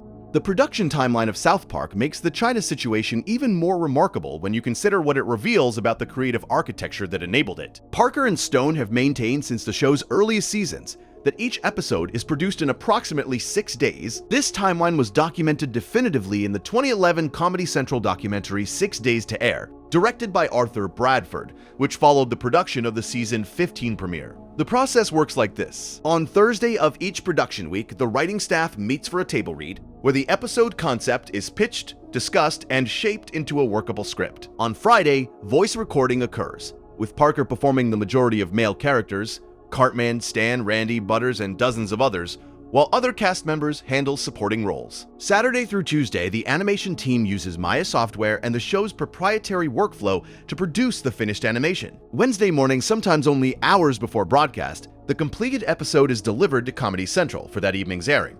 This means that Banned in China was conceived no earlier than Thursday, September 26, 2019. It was delivered as a finished product on Wednesday, October 2nd. The entire episode, every scene, every joke, every political argument, every reference to labor camps and organ harvesting and Winnie the Pooh existed for less than 7 days before it was broadcast to millions of viewers. And within 3 more days after that broadcast, it had been erased from the largest internet in the world by a government that had existed for 70 years.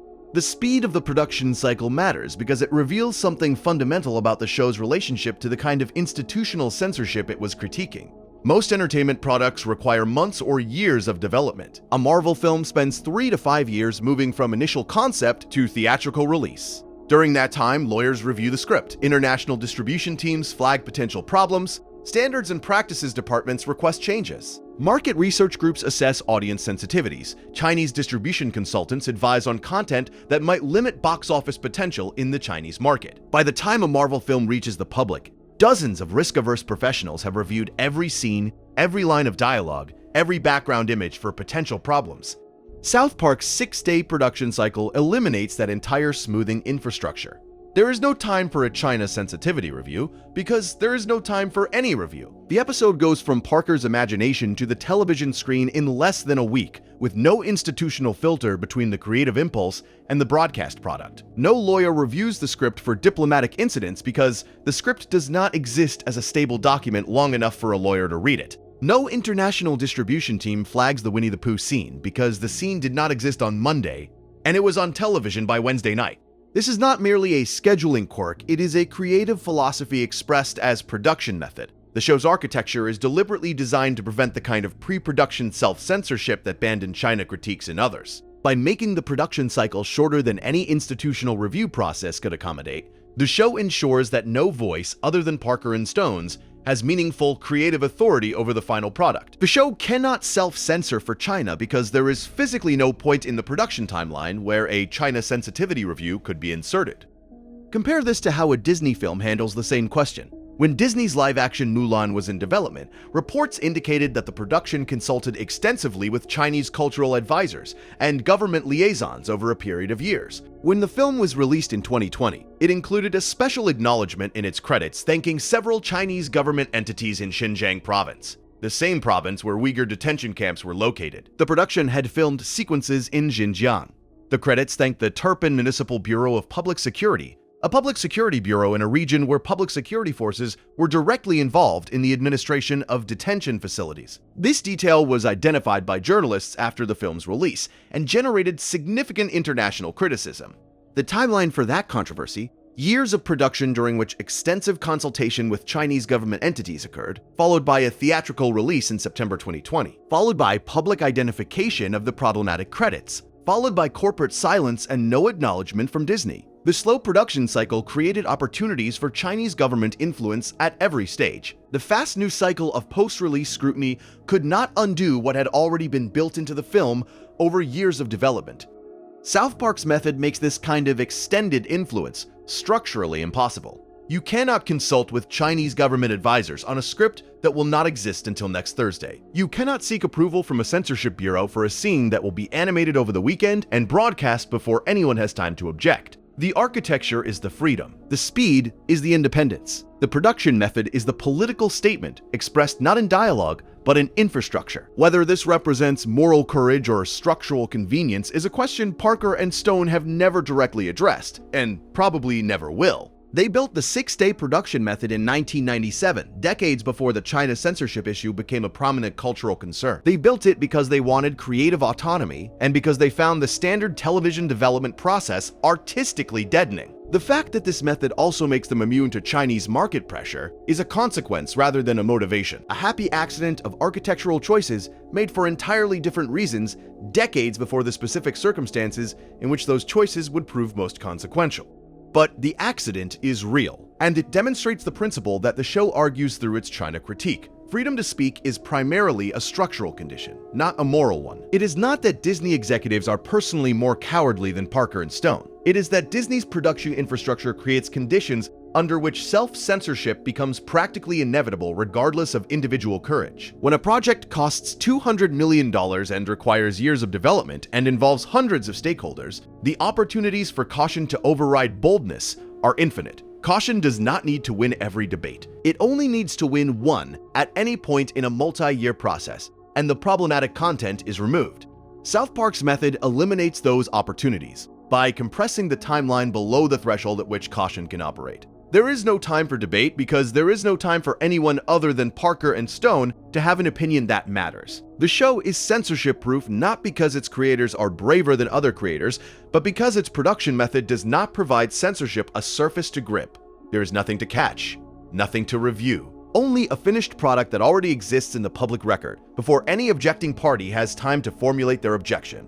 The economic architecture reinforces the production architecture. South Park costs approximately $300,000 per episode to produce. This figure, while not independently audited, has been reported consistently by industry analysts and is plausible given the show's small team size and proprietary animation technology. For comparison, a single episode of a prestige television drama like Game of Thrones cost approximately $15 million per episode in its later seasons. A single episode of a Disney Plus Marvel series costs approximately $25 million per episode. South Park produces an entire season for less than the cost of a single episode of its competitors. This means that South Park's break-even point is extraordinarily low. The show does not need blockbuster global revenue to justify its existence. It needs a fraction of the domestic cable and streaming audience to remain profitable. Every additional market, every international licensing deal, every foreign streaming contract is pure upside rather than necessary revenue. Losing the Chinese market reduces that upside but does not threaten the show's viability. In 2021, Parker and Stone signed a deal with Paramount reportedly worth $900 million over 6 years. This deal encompasses new seasons of the television show, 14 made-for-streaming films, and continued development of the South Park intellectual property. The deal's value exceeds anything the Chinese market could have provided by orders of magnitude. It demonstrates that the show's domestic and non-Chinese international value is so substantial that the Chinese market is irrelevant to its commercial future. For comparison, consider what the NBA's Chinese revenue means to the NBA. The league generates approximately $10 billion annually in total revenue. Chinese operations account for an estimated $500 million to $700 million of that total, roughly 5 to 7%. For the NBA, losing China would mean losing 5 to 7% of total revenue. That is significant. It is noticeable, it would affect salaries, expansion plans, media rights negotiations. It is not existential, but it is painful. For Disney, the calculation is different again. Individual films derive varying percentages of their global gross from China. Avengers: Endgame earned approximately $614 million in China alone in 2019, roughly 22% of its global total. For a film of that scale, the Chinese market is not supplementary. It is fundamental to the business case. Losing China would not prevent Disney from making profitable films, but it would make certain budget levels unsustainable and certain project types financially unviable. South Park's Chinese revenue, by contrast, represents a negligible percentage of its total commercial value. The show was never going to be a Chinese cultural phenomenon, regardless of whether it was banned. Its comedy style, its controversial content, its English language wordplay do not translate easily to Chinese audiences even under ideal conditions. The Chinese streaming rights were worth something, perhaps a few $1,000,000 annually, but not enough to influence creative decisions at a show that generates hundreds of millions from domestic sources alone. This financial arithmetic is not a moral argument. It does not make Parker and Stone braver than Bob Iger or Adam Silver or Tim Cook. It makes them freer. Freedom and bravery are related but not identical. Bravery is acting against your interests in service of your principles. Freedom is not having to choose between the two because your interests and your principles do not conflict. South Park's principles, say what you want, offend who you want, accept whatever happens, happen to align perfectly with its interests because the show's brand value increases when it takes controversial positions. Being banned by China makes the show more valuable to its actual audience, not less. This is a luxury. It is a structural luxury built over 22 years of keeping costs low, maintaining creative independence, and building a brand identity synonymous with defiance. Not every creator has that luxury. Not every production can be built that way. And South Park's China moment, while admirable in its clarity and its refusal to equivocate, should be understood as a product of specific favorable conditions, rather than as a template that any creator could replicate simply by choosing to be brave. The show seems to understand this about itself. It does not lecture other properties about their China compliance. It does not call out specific studios by name, though it depicts their practices clearly. It does not position itself as morally superior to the companies it satirizes. It simply demonstrates through its own behavior what is possible when you have spent 2 decades building something that cannot be leveraged. The demonstration is powerful, but it is a demonstration of what structure enables, not a prescription for what individuals should do regardless of their structural position. The lasting significance of the China ban extends into territory that neither the show nor its creators seem particularly interested in exploring. The question of what happens to cultural products when they are removed from the information environment of 1.4 billion people. When South Park was erased from Chinese internet platforms, something was taken not just from the show, but from the Chinese people who watched it, discussed it, and found meaning in it. The South Park fan community in China was real. It was active. It was creative. Chinese fans produced subtitles, fan art, analytical essays, meme content, and community discussions that represented a genuine cultural engagement with an American creative work. That community's cultural production was destroyed overnight, not because the fans had done anything wrong, not because their engagement was inappropriate or harmful, but because the show they loved said something that embarrassed their government, and their government's response was to eliminate not just the offending speech, but every trace of the community that had formed around the speaker. This is the human cost of the ban that gets overlooked in discussions that focus on the geopolitics and the corporate drama. Real people lost real cultural connections. Chinese fans who had spent years building a community around South Park, translating episodes, writing analyses, creating art, making friends, lost all of that overnight through no action of their own. They did not say anything controversial. They did not support Hong Kong protests. They did not compare Xi Jinping to Winnie the Pooh. They simply liked a television show, and their government decided that liking that television show was no longer permissible. The fan subtitle community deserves particular mention.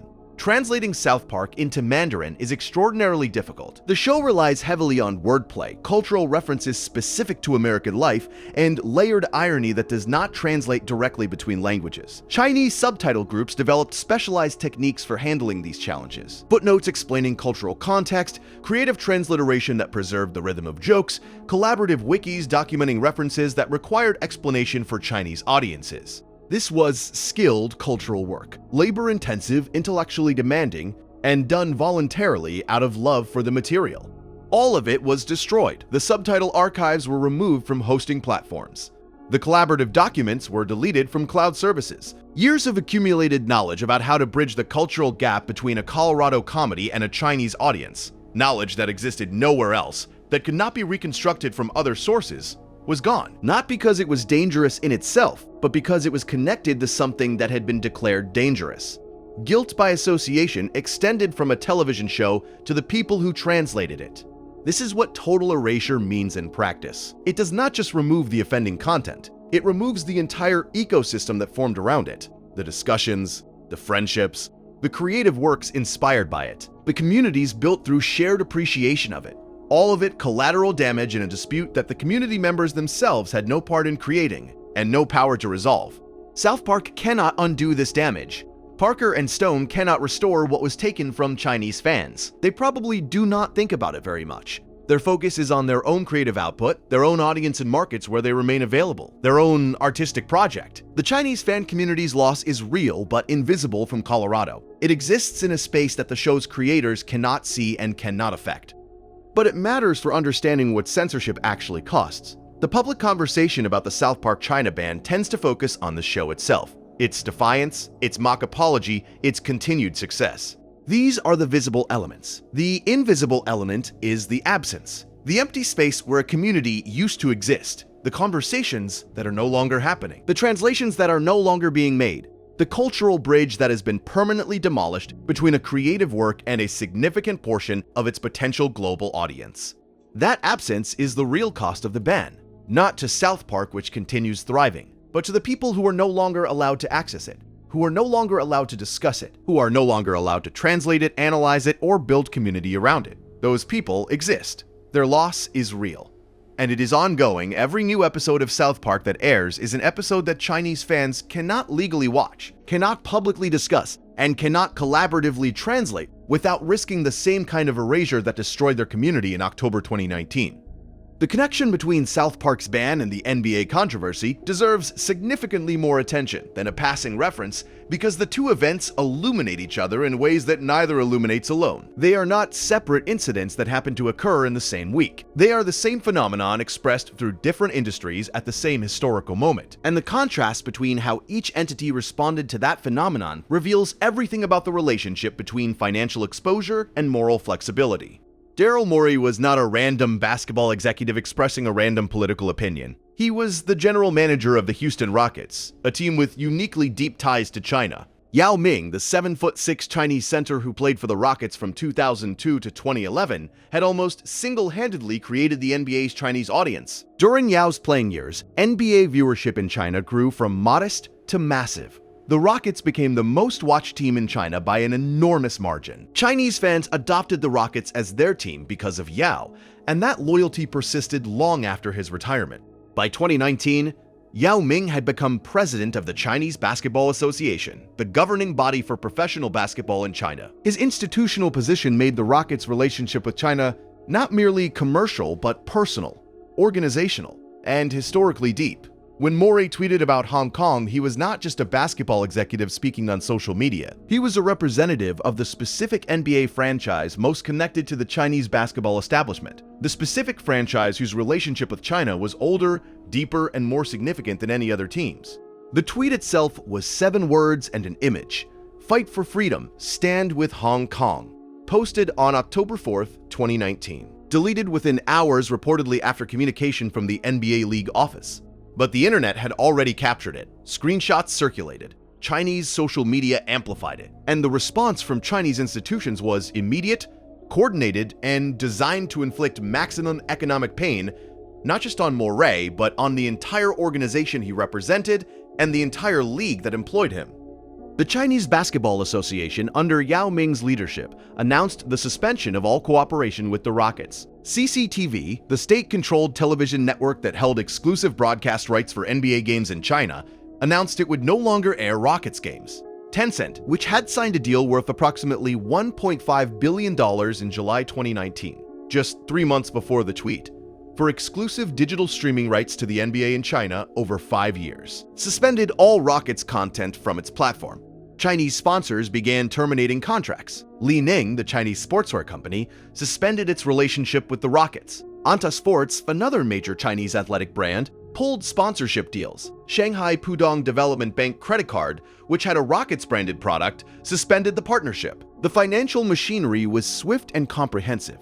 Within 48 hours of Morey's tweet, the Rockets' Chinese revenue streams were being systematically dismantled. The collective punishment mechanism is worth examining because it explains why organizations self-censor. Morey tweeted, "Not the Rockets as an organization, not the NBA as a league." One individual expressing a personal political opinion on his personal social media account about a subject entirely unrelated to basketball, but the punishment was directed at the Rockets as an organization and the NBA as a league. Players who had nothing to do with the tweet saw their endorsement deals affected. Coaches who had never expressed a political opinion about Hong Kong found their preseason games in China. canceled. The league's broader Chinese business operations, worth hundreds of millions annually, were threatened because of 7 words from one person.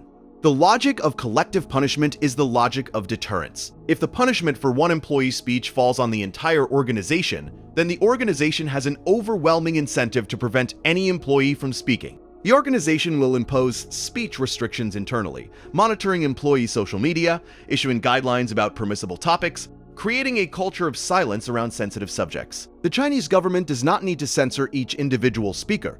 It only needs to punish the organization for one speaker's speech, and the organization will censor all other speakers preemptively, voluntarily, and thoroughly. This is exactly what happened. In the weeks and months following the Morey tweet, the NBA issued internal guidance to teams, players, and staff about the sensitivity of China-related topics. The specific contents of that guidance have not been publicly released, but multiple reporters covering the league noted a sudden and complete silence on China-related topics from players and executives who had previously been willing to discuss political subjects. The league did not formally ban discussion of Hong Kong or China. It did not need to. The lesson of what happened to the Rockets was sufficient. Silence became the rational choice for anyone within the NBA ecosystem who valued their career and their organization's revenue. The NBA's official response statement, released within hours of the tweet, was authored or approved by Commissioner Adam Silver's office. It described Morey's tweet as regrettable and emphasized that Morey does not speak for the Houston Rockets or the NBA. The statement in Chinese, shared on the league's official Weibo account, was reportedly more strongly worded, closer to an apology than the English version. This discrepancy suggests that the statement was crafted with primary attention to its Chinese audience rather than its American one. The league was speaking to its business partners, not its fans. The phrasing "deeply offended many of our friends and fans in China" is a masterwork of obfuscation. It attributes the problem to Morey's speech rather than to China's retaliation. It treats offense as the issue rather than coercion. It frames 1.4 billion citizens as a monolithic group unified in their offense, rather than acknowledging that friends and fans in China is a euphemism for the Chinese government and the business entities operating under its direction. Individual Chinese basketball fans may or may not have been offended by Morey's tweet. Their individual feelings are irrelevant to the institutional response. The institutional response was directed by the government, not by fans. But the NBA's statement frames it as a matter of popular sentiment rather than state coercion, because framing it as state coercion would require acknowledging what they were actually doing, submitting to an authoritarian government's demand for silence in exchange for continued market access. LeBron James's comments on October 14th deserve their own examination because they reveal how the censorship mechanism operates at the individual level, not just the institutional one. James by 2019 was not merely a basketball player. He was a global brand. His lifetime deal with Nike, signed in 2015, was reportedly worth over $1 billion. Nike generates approximately 17% of its global revenue from the Greater China region. James's personal financial interests were directly connected to the Chinese market through his Nike partnership, through his own endorsement deals with Chinese brands, and through the broader NBA revenue structure that his stardom helped generate. When James called Morey misinformed or not really educated on the situation, he was not making a geopolitical analysis, he was making a statement about priorities. The situation that Morey was allegedly misinformed about was not the political status of Hong Kong or the democratic aspirations of its citizens. It was the financial situation, the economic reality that expressing support for democracy in Hong Kong had costs. Costs borne not just by Morey, but by other players, other employees, other stakeholders in the NBA's Chinese business. James was saying, in effect, you should have known that this would cost us money, and you should have valued that money more than your political opinion. This is the argument that South Park's mock apology states explicitly. We too love money more than freedom and democracy. James would never phrase it that way. No corporate spokesperson would phrase it that way. The entire apparatus of public relations exists to find alternative phrasings that communicate the same priority, without stating it as bluntly. Misinformed is one such alternative phrasing. Complex situation is another. Respect for different perspectives is another. All of them mean the same thing. Money matters more than what you said, and what you said should not have been said because it threatened the money. The Blitzchung incident at Activision Blizzard, occurring on October 8, 2019, provided a third demonstration of the same mechanism in the same week, this time in the gaming industry. Neng Wai-chung, competing under the name Blitzchung, was a 21-year-old professional Hearthstone player from Hong Kong. He had qualified for the Asia-Pacific Grandmasters tournament through competitive play. During his post-match interview on the official Blizzard broadcast, Conducted by two Taiwanese commentators, Blitzchung pulled a gas mask over his face and spoke 8 words in Mandarin: "Liberate Hong Kong, revolution of our times." The gas mask was a symbol of the Hong Kong protests, worn by demonstrators to protect against tear gas deployed by Hong Kong police. The phrase was a protest slogan adopted from a 2016 speech by Hong Kong localist politician Edward Young. Blitzchung was expressing support for a democratic movement in his own city on a broadcast platform operated by an American company during a competition in which he had earned his place through athletic skill. Blizzard's response was extraordinary in its speed and severity. Within hours, not days, hours, Blitzchung was banned from Hearthstone Grandmasters competition for 12 months. His approximately $10,000 in prize winnings from the tournament were confiscated. The two Taiwanese commentators conducting the interview, who had not spoken the words, had not endorsed them, had merely been physically present when they were spoken, and who appeared to duck behind their desk in apparent anticipation of consequences, were immediately fired. The company cited a rule against engaging in any act that in Blizzard's sole discretion brings you into public disrepute, offends a portion or group of the public, or otherwise damages Blizzard image. This catch-all rule was designed for situations where players used racist slurs or promoted violence during official broadcasts. It was being applied to a player who expressed support for democratic self-governance in his own homeland. The rule's language was so broad that expressing any political opinion could theoretically violate it, making it a tool for selective enforcement. And in this case, it was enforced with maximum severity against pro-democracy speech specifically.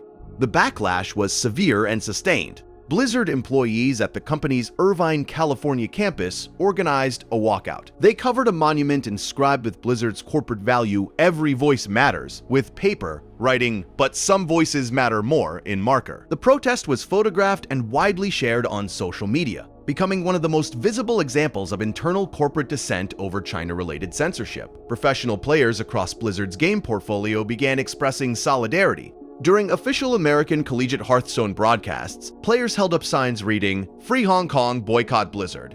Other esports professionals in different games released public statements supporting Blitzchung. The gaming community organized boycotts, with tens of thousands of players reportedly canceling their Blizzard subscriptions and deleting their accounts. United States Senators Marco Rubio and Ron Wyden, a Republican and a Democrat, representing rare bipartisan agreement, issued a joint letter to Activision Blizzard CEO Bobby Kotick, condemning the decision. Senator Wyden wrote separately that Blizzard had put the Chinese government's wishes above American values of freedom and democracy. Representative Alexandria Ocasio-Cortez tweeted that Blizzard should be embarrassed by its decision. The incident became a matter of congressional attention, not merely fan outrage. Blizzard eventually reduced the ban to 6 months and restored the prize money. The two fired commentators were not reinstated. Blizzard president J. Allen Brack issued a statement acknowledging that the company's relationships in China had influenced the initial decision, which was as close to an admission of China-motivated censorship as any major American company had come. But the admission was buried in careful language about speed of response and proportionality, suggesting the problem was the severity of the punishment rather than the fact of the punishment. October 2019. 3 industries, 3 incidents. Same mechanism, the NBA punishing an executive for supporting Hong Kong democracy. Blizzard punishing a player for supporting Hong Kong democracy. China punishing South Park for satirizing the system that produces this kind of self-censorship. 3 different entities, a sports league, a gaming company, and a government, all responding to the same underlying principle. Speech that challenges Chinese authority must be silenced, and the entities with economic ties to China will do the silencing themselves.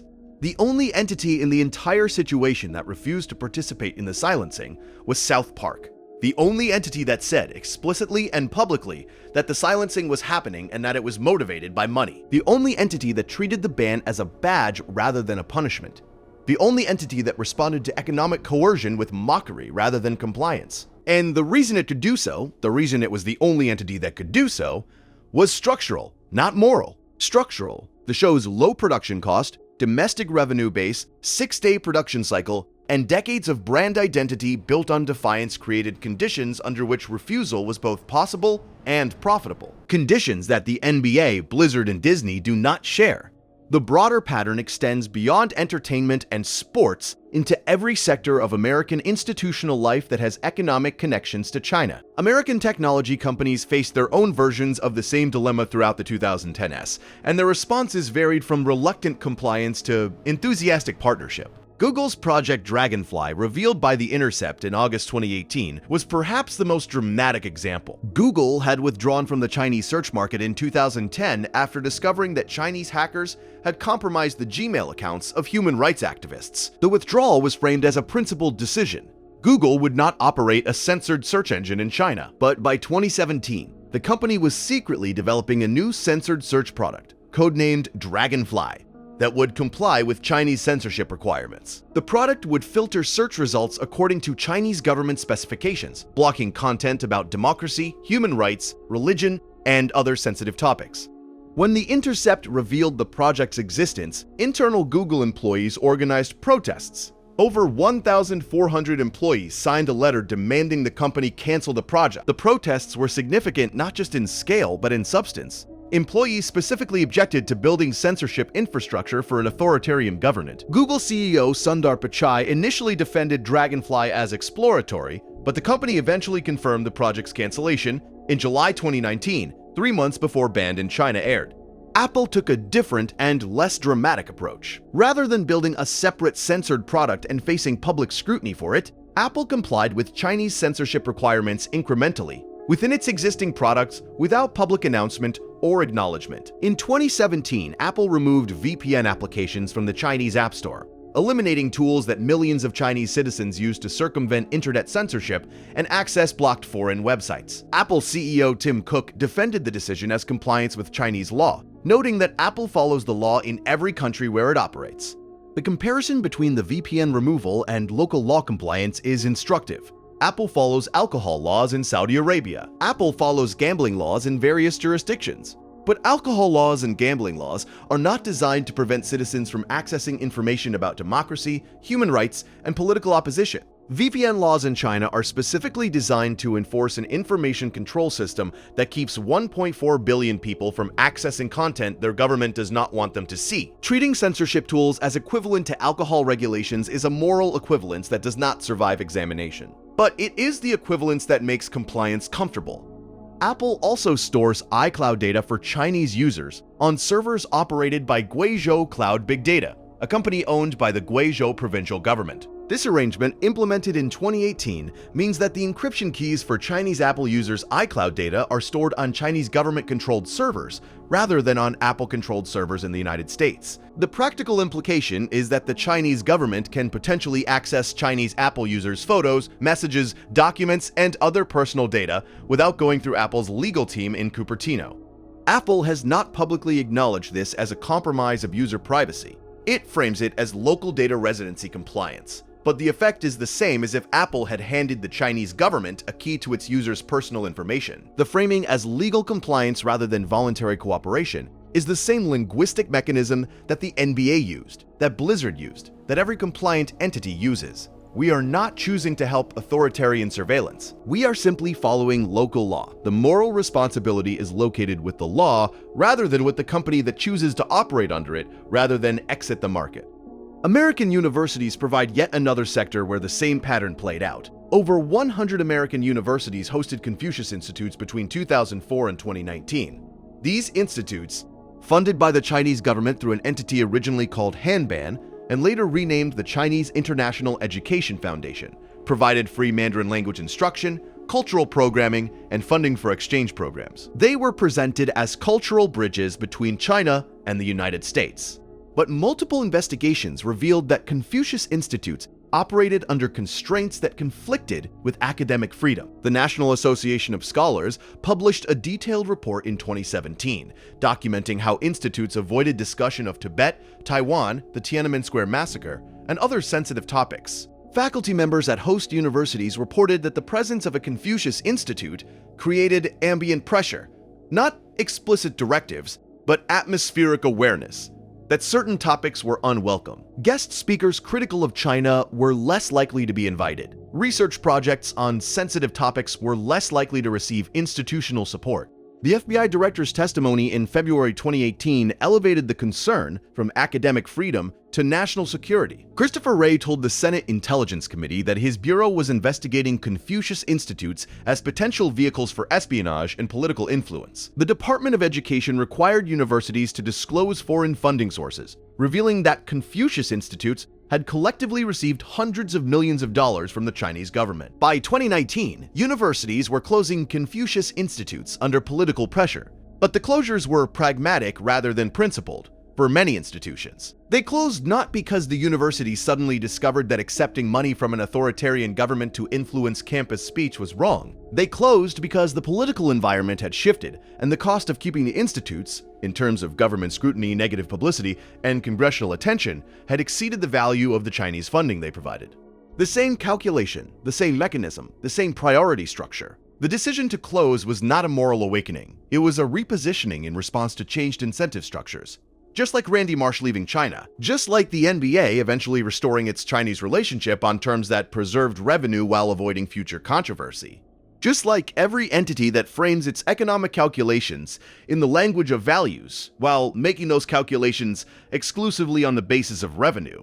This is the pattern that Band in China identified and stated plainly. This is the thing that everyone knew, that researchers documented, that journalists reported, that congressional committees investigated, that employees protested, that academics analyzed, and that no one in mainstream popular entertainment had ever stated in a format accessible to general audiences until October 2nd, 2019, when South Park said it in 22 minutes and got banned from a country for the trouble. The vocabulary for discussing this phenomenon has changed since that date, and that change is perhaps the most lasting practical effect of the episode. Before Banned in China, public discussions of Hollywood self-censorship for the Chinese market were conducted in specialized language in specialized publications for specialized audiences. Trade publications like Variety and The Hollywood Reporter covered the phenomenon using industry terminology. Academic papers analyzed it using theoretical frameworks. Policy think tanks published reports using diplomatic language.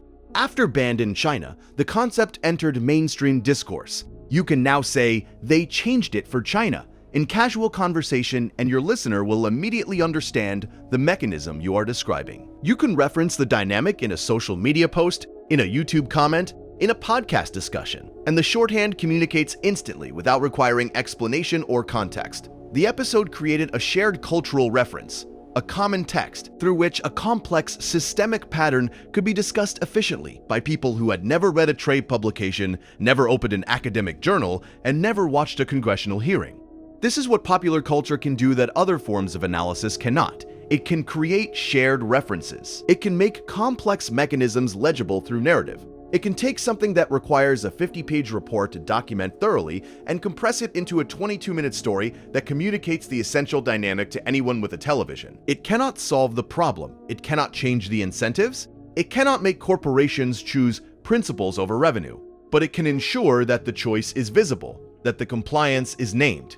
And once something is named, it is harder to pretend it is not happening. Not impossible. Companies still self-censor for China. They still do it silently, routinely, without public acknowledgement, but they do it now in a cultural environment where their audiences have the vocabulary to describe what they are seeing. Where a film that conspicuously avoids Taiwan, or a show that changes a character's nationality without narrative justification, or a game that punishes a player for political speech will be immediately recognized as an instance of a named pattern rather than dismissed as a coincidental creative choice. South Park gave the phenomenon a name by depicting it clearly enough that anyone could recognize it when they saw it elsewhere.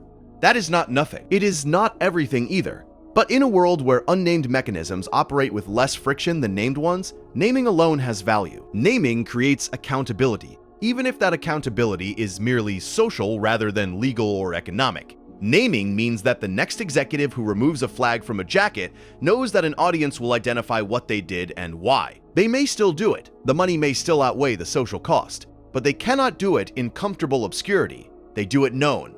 And yet the ban persists, and the system persists, and the naming has not stopped the mechanism from operating. And you have to sit with that. You have to accept that satire has limits, that clarity has limits, that even the most precise critique of a system does not automatically dismantle that system. The incentives are too large, the revenue is too important, the quarterly earnings call is too soon, the shareholders are too numerous. The Chinese market is too vast to ignore regardless of what you know about the conditions of access.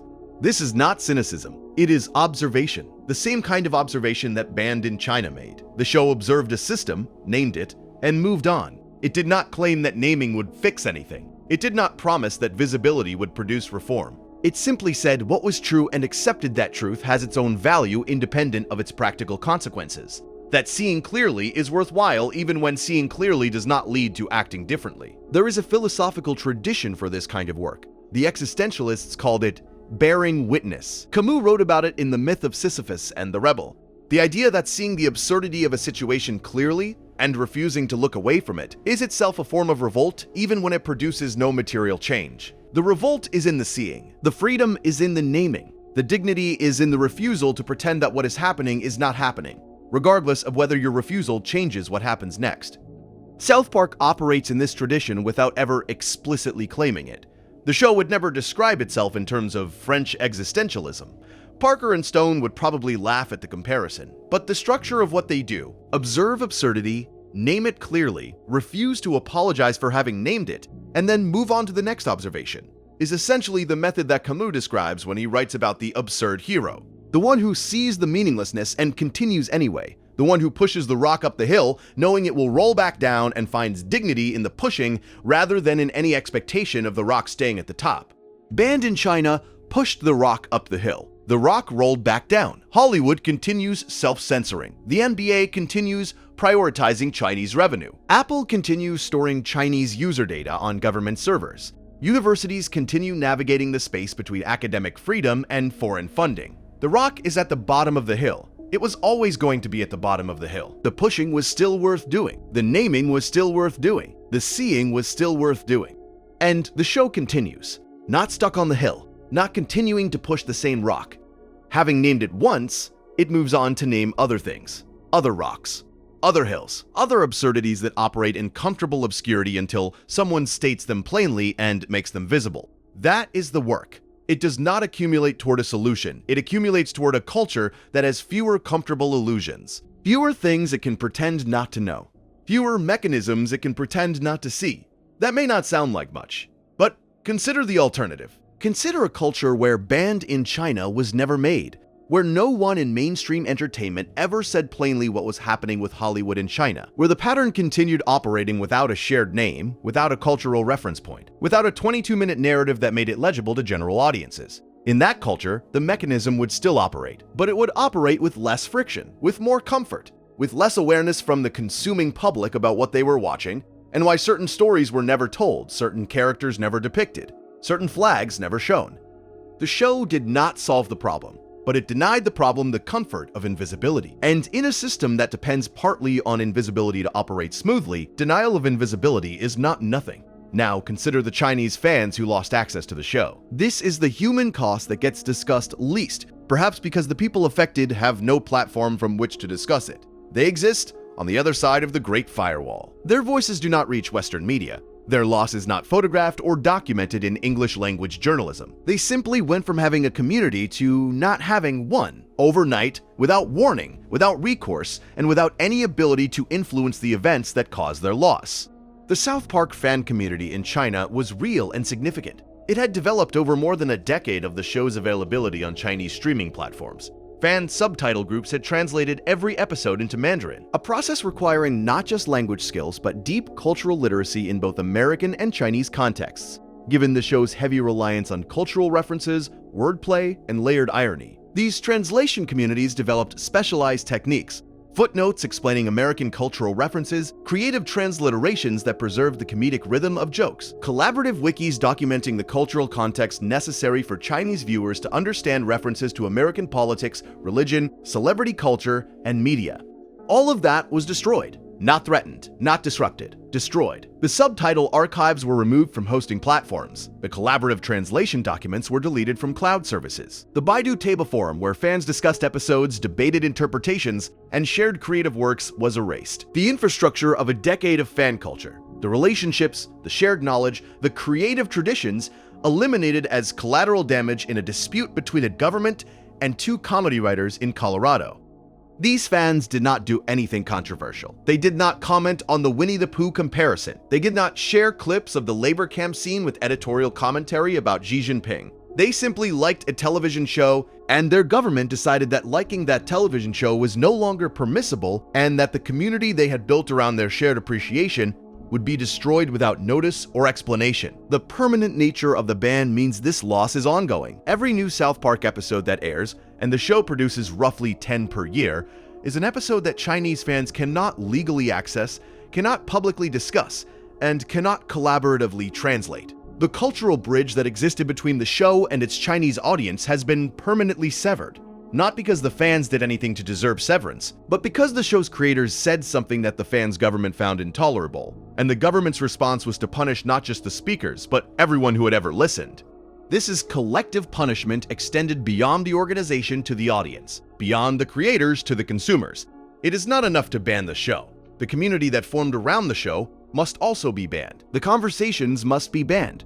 The memories must be banned. The entire cultural relationship between a creative work and its appreciators must be erased so thoroughly that no trace remains from which it could be reconstructed. And this is perhaps the most disturbing element of the entire story. Not that a government banned a show for criticizing it. That is predictable behavior for authoritarian systems. But that the ban extended backward in time. It did not merely prevent future episodes from being available. It eliminated past episodes. Episodes that had been streaming legally in China for years. Episodes that had nothing to do with China, that never mentioned China, that were made years before China became a subject for the show. All 22 seasons erased. Not because they were individually offensive, but because they were part of the same body of work as the one episode that was offensive. The logic is total. The association is sufficient. You are not judged on your individual merits. You are judged on your connection to the offensive element. And once that connection exists, once you are part of the same series, the same community, the same body of fan-generated content, you are subject to the same erasure regardless of your individual innocence. There is something chilling in that logic when you extend it beyond a television show to other domains. If a university professor publishes one paper that offends the Chinese government, does the entire university's body of research become contaminated? If a musician releases one song about Hong Kong, does their entire discography become unplayable? If a journalist writes one article about Xinjiang, does everything they have ever published become searchable? The logic of total erasure, the logic of contamination by association, has no natural stopping point. Once you accept that one offensive element justifies the elimination of everything connected to it, the definition of connected can expand indefinitely.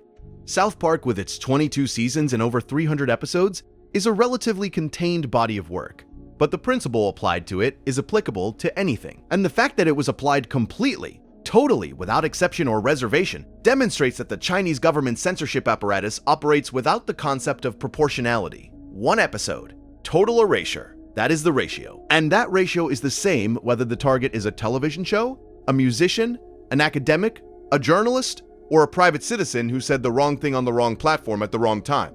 This is what South Park's ban reveals about the system it provoked. Not just that the system exists, everyone knew that, but how the system operates when activated.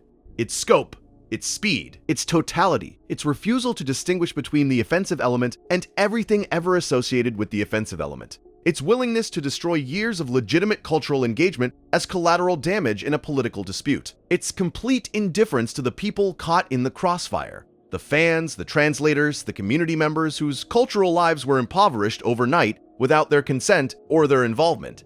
The show cannot fix this. Parker and Stone cannot restore what was taken from Chinese fans. They are making entertainment for audiences in markets where they remain available. The Chinese fan community's loss exists in a space they cannot see, cannot reach, and cannot affect. But it matters for understanding the full scope of what happened in October 2019. The ban was not just a political statement directed at a comedy show. It was the destruction of a cultural community. It was the erasure of a decade of grassroots cultural exchange. It was the elimination of a space where Chinese citizens engaged with American creative work on their own terms, in their own language, through their own interpretive frameworks. That space does not exist anymore. It cannot be rebuilt while the ban persists. And the ban shows no sign of ending, because ending it would require either the Chinese government to reverse its position, which it functionally never does regarding cultural bans, or South Park to apologize sincerely and modify its content, which it will never do because it is structurally incapable of doing so and has no incentive to even consider it. The stalemate is permanent, and in that permanence, a cultural relationship that took a decade to build remains destroyed. Not damaged, not strained, destroyed, like a building demolished rather than a bridge closed. There is nothing to reopen, there is nothing to repair. There is only absence where something used to exist. In the years since October 2019, the geopolitical relationship between the United States and China has continued to deteriorate across multiple dimensions simultaneously. The COVID-19 pandemic, which originated in Wuhan, China in late 2019, generated enormous international tension regarding transparency, origin theories, and the flow of medical supplies. US-China trade tensions escalated through tariffs and counter-tariffs. Technology restrictions expanded as the US government banned TikTok on government devices and restricted semiconductor exports to Chinese companies. The diplomatic temperature dropped further with tensions over Taiwan, with China conducting military exercises around the island in August 2022, following a visit by US House Speaker Nancy Pelosi. Through all of this deterioration, one might expect that the cultural pressure on American companies to comply with Chinese censorship would decrease. If the political relationship is deteriorating anyway, if the diplomatic cost of defiance is lower because the relationship is already damaged, then perhaps companies would feel freer to resist Chinese censorship demands. This has not happened. The self-censorship has become more embedded, not less. It has moved from the visible realm of flag removal and character changes into the invisible realm of project selection and story conception. Studios do not need to remove Taiwan from a film if no film set in Taiwan is ever proposed. Disney does not need to change a Tibetan character to Celtic if no project featuring a Tibetan character is ever greenlit. The censorship has achieved its most efficient form. It operates before creation rather than after. It shapes what exists rather than what is seen. And because absence generates no evidence, because you cannot point to a film that was never made or a story that was never told, the censorship becomes functionally invisible. This is the mature form of the mechanism that Banned in China depicted in its developmental stage. In the episode, the censorship was visible because it happened during production. Executives visibly removed elements from a work in progress. Audience members, the boys, the viewers, could see what was being taken away. But the mature form does not work that way. The mature form ensures that there is nothing to take away because the problematic elements were never included. The script was written from the beginning to be China compatible. The project was conceived from the beginning within the boundaries of what Chinese censors would accept. There is no moment of removal to observe because the content never existed in a form that would require removal. This is harder to satirize. You cannot make a comedy episode about a thing that does not happen. You cannot show an absence.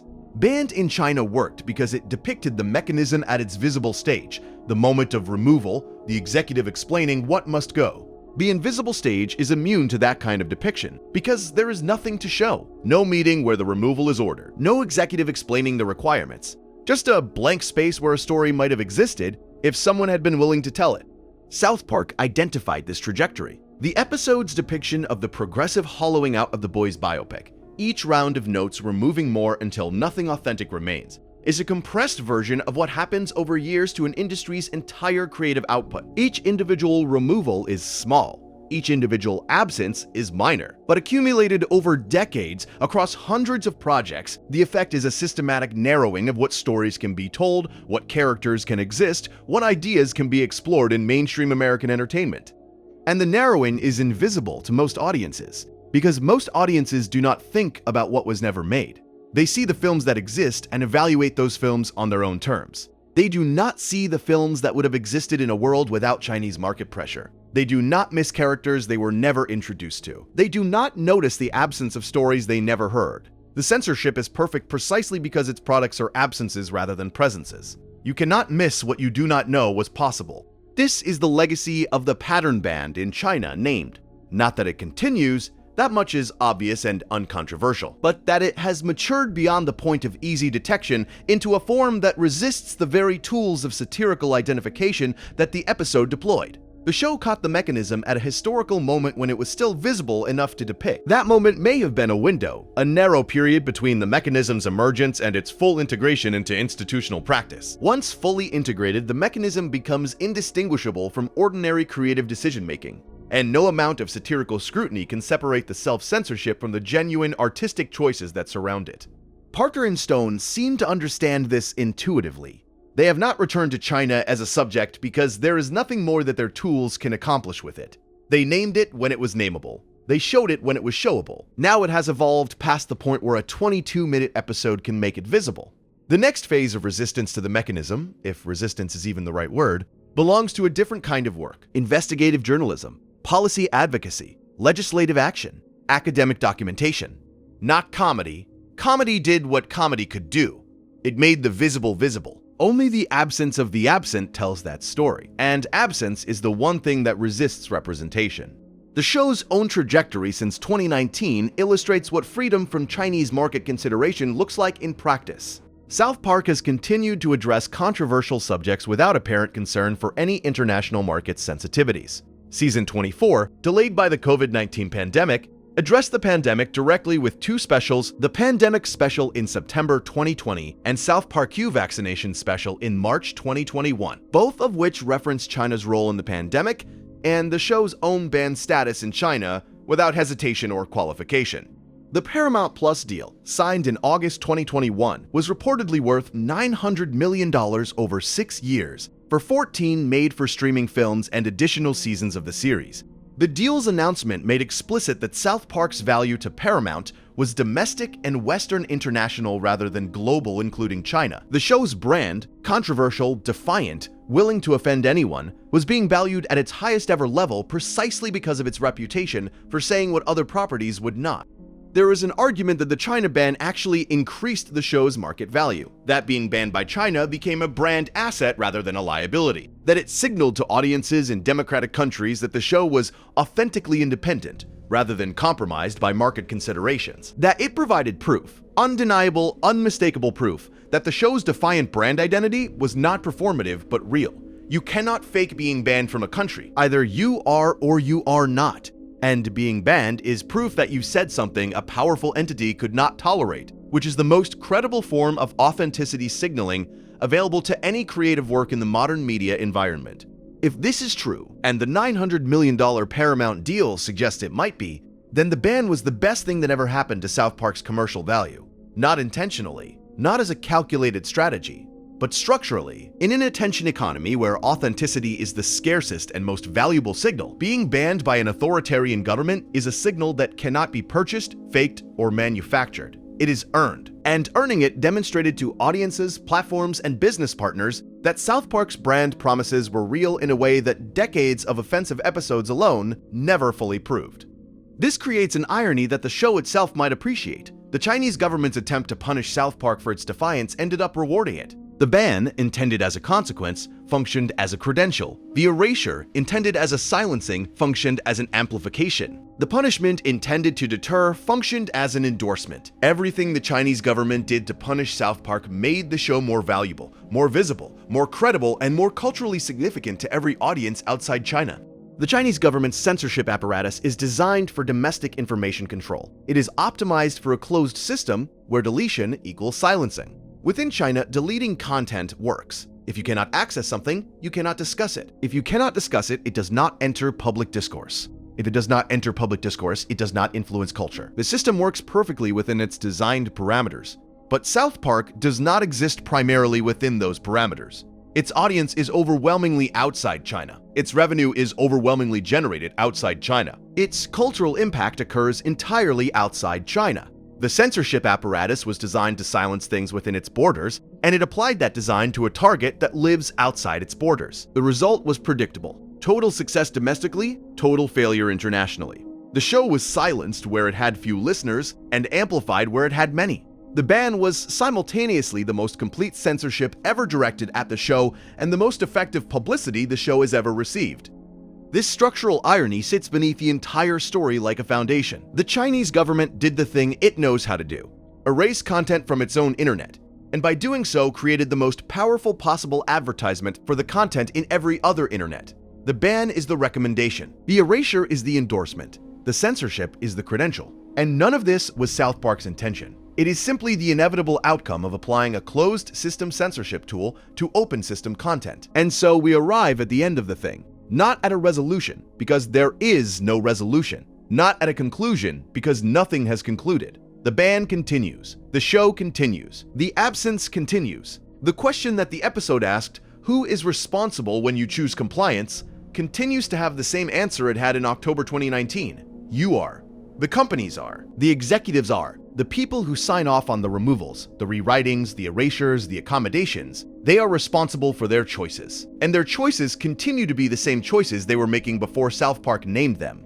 Nothing changed. Everything was said. The distance between those two facts is the territory where South Park lives and has always lived. Not in the solving, in the seeing, not in the fixing, in the refusing to look away, not in the changing of systems, in the changing of what can be pretended not to exist. The show removed a pretense. One specific pretense, the pretense that Hollywood's self-censorship for China was an open secret that could remain comfortably unspoken in popular media. That pretense is gone. It was removed on October 2nd, 2019, and it cannot be restored.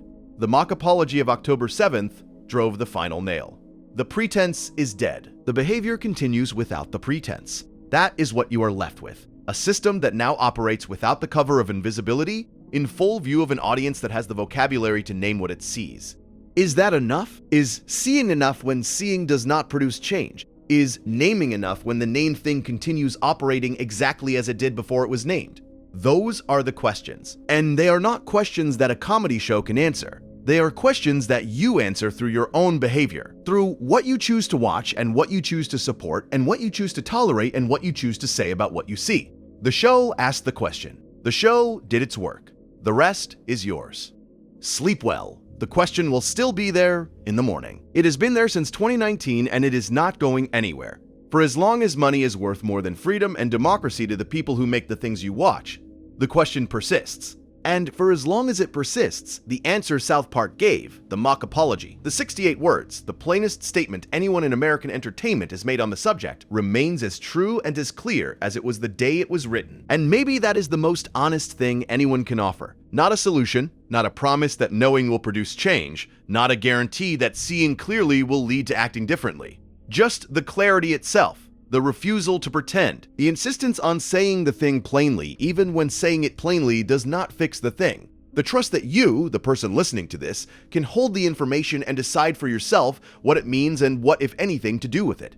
That is what the show offered in October 2019. Not guidance, not activism, not a call to action. Just truth, stated plainly, in a form you could hear without needing a degree or a security clearance or an industry connection. Just the thing itself, named clearly enough that it could never be unnamed. The rest belongs to you. What you do with what you now know, how you think about the entertainment you consume, and the companies that produce it, and the markets that shape it, and the governments that influence those markets. Whether knowing changes anything in your life or whether it simply sits as information, neither acted upon nor forgotten. Permanent and inert like a fact you learned once and carry forever without ever quite finding a use for it.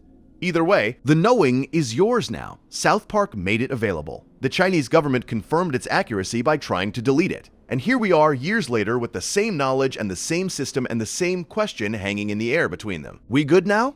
If you found something worth carrying away from this, subscribing to Paper Town helps more than you might think. Thank you for staying.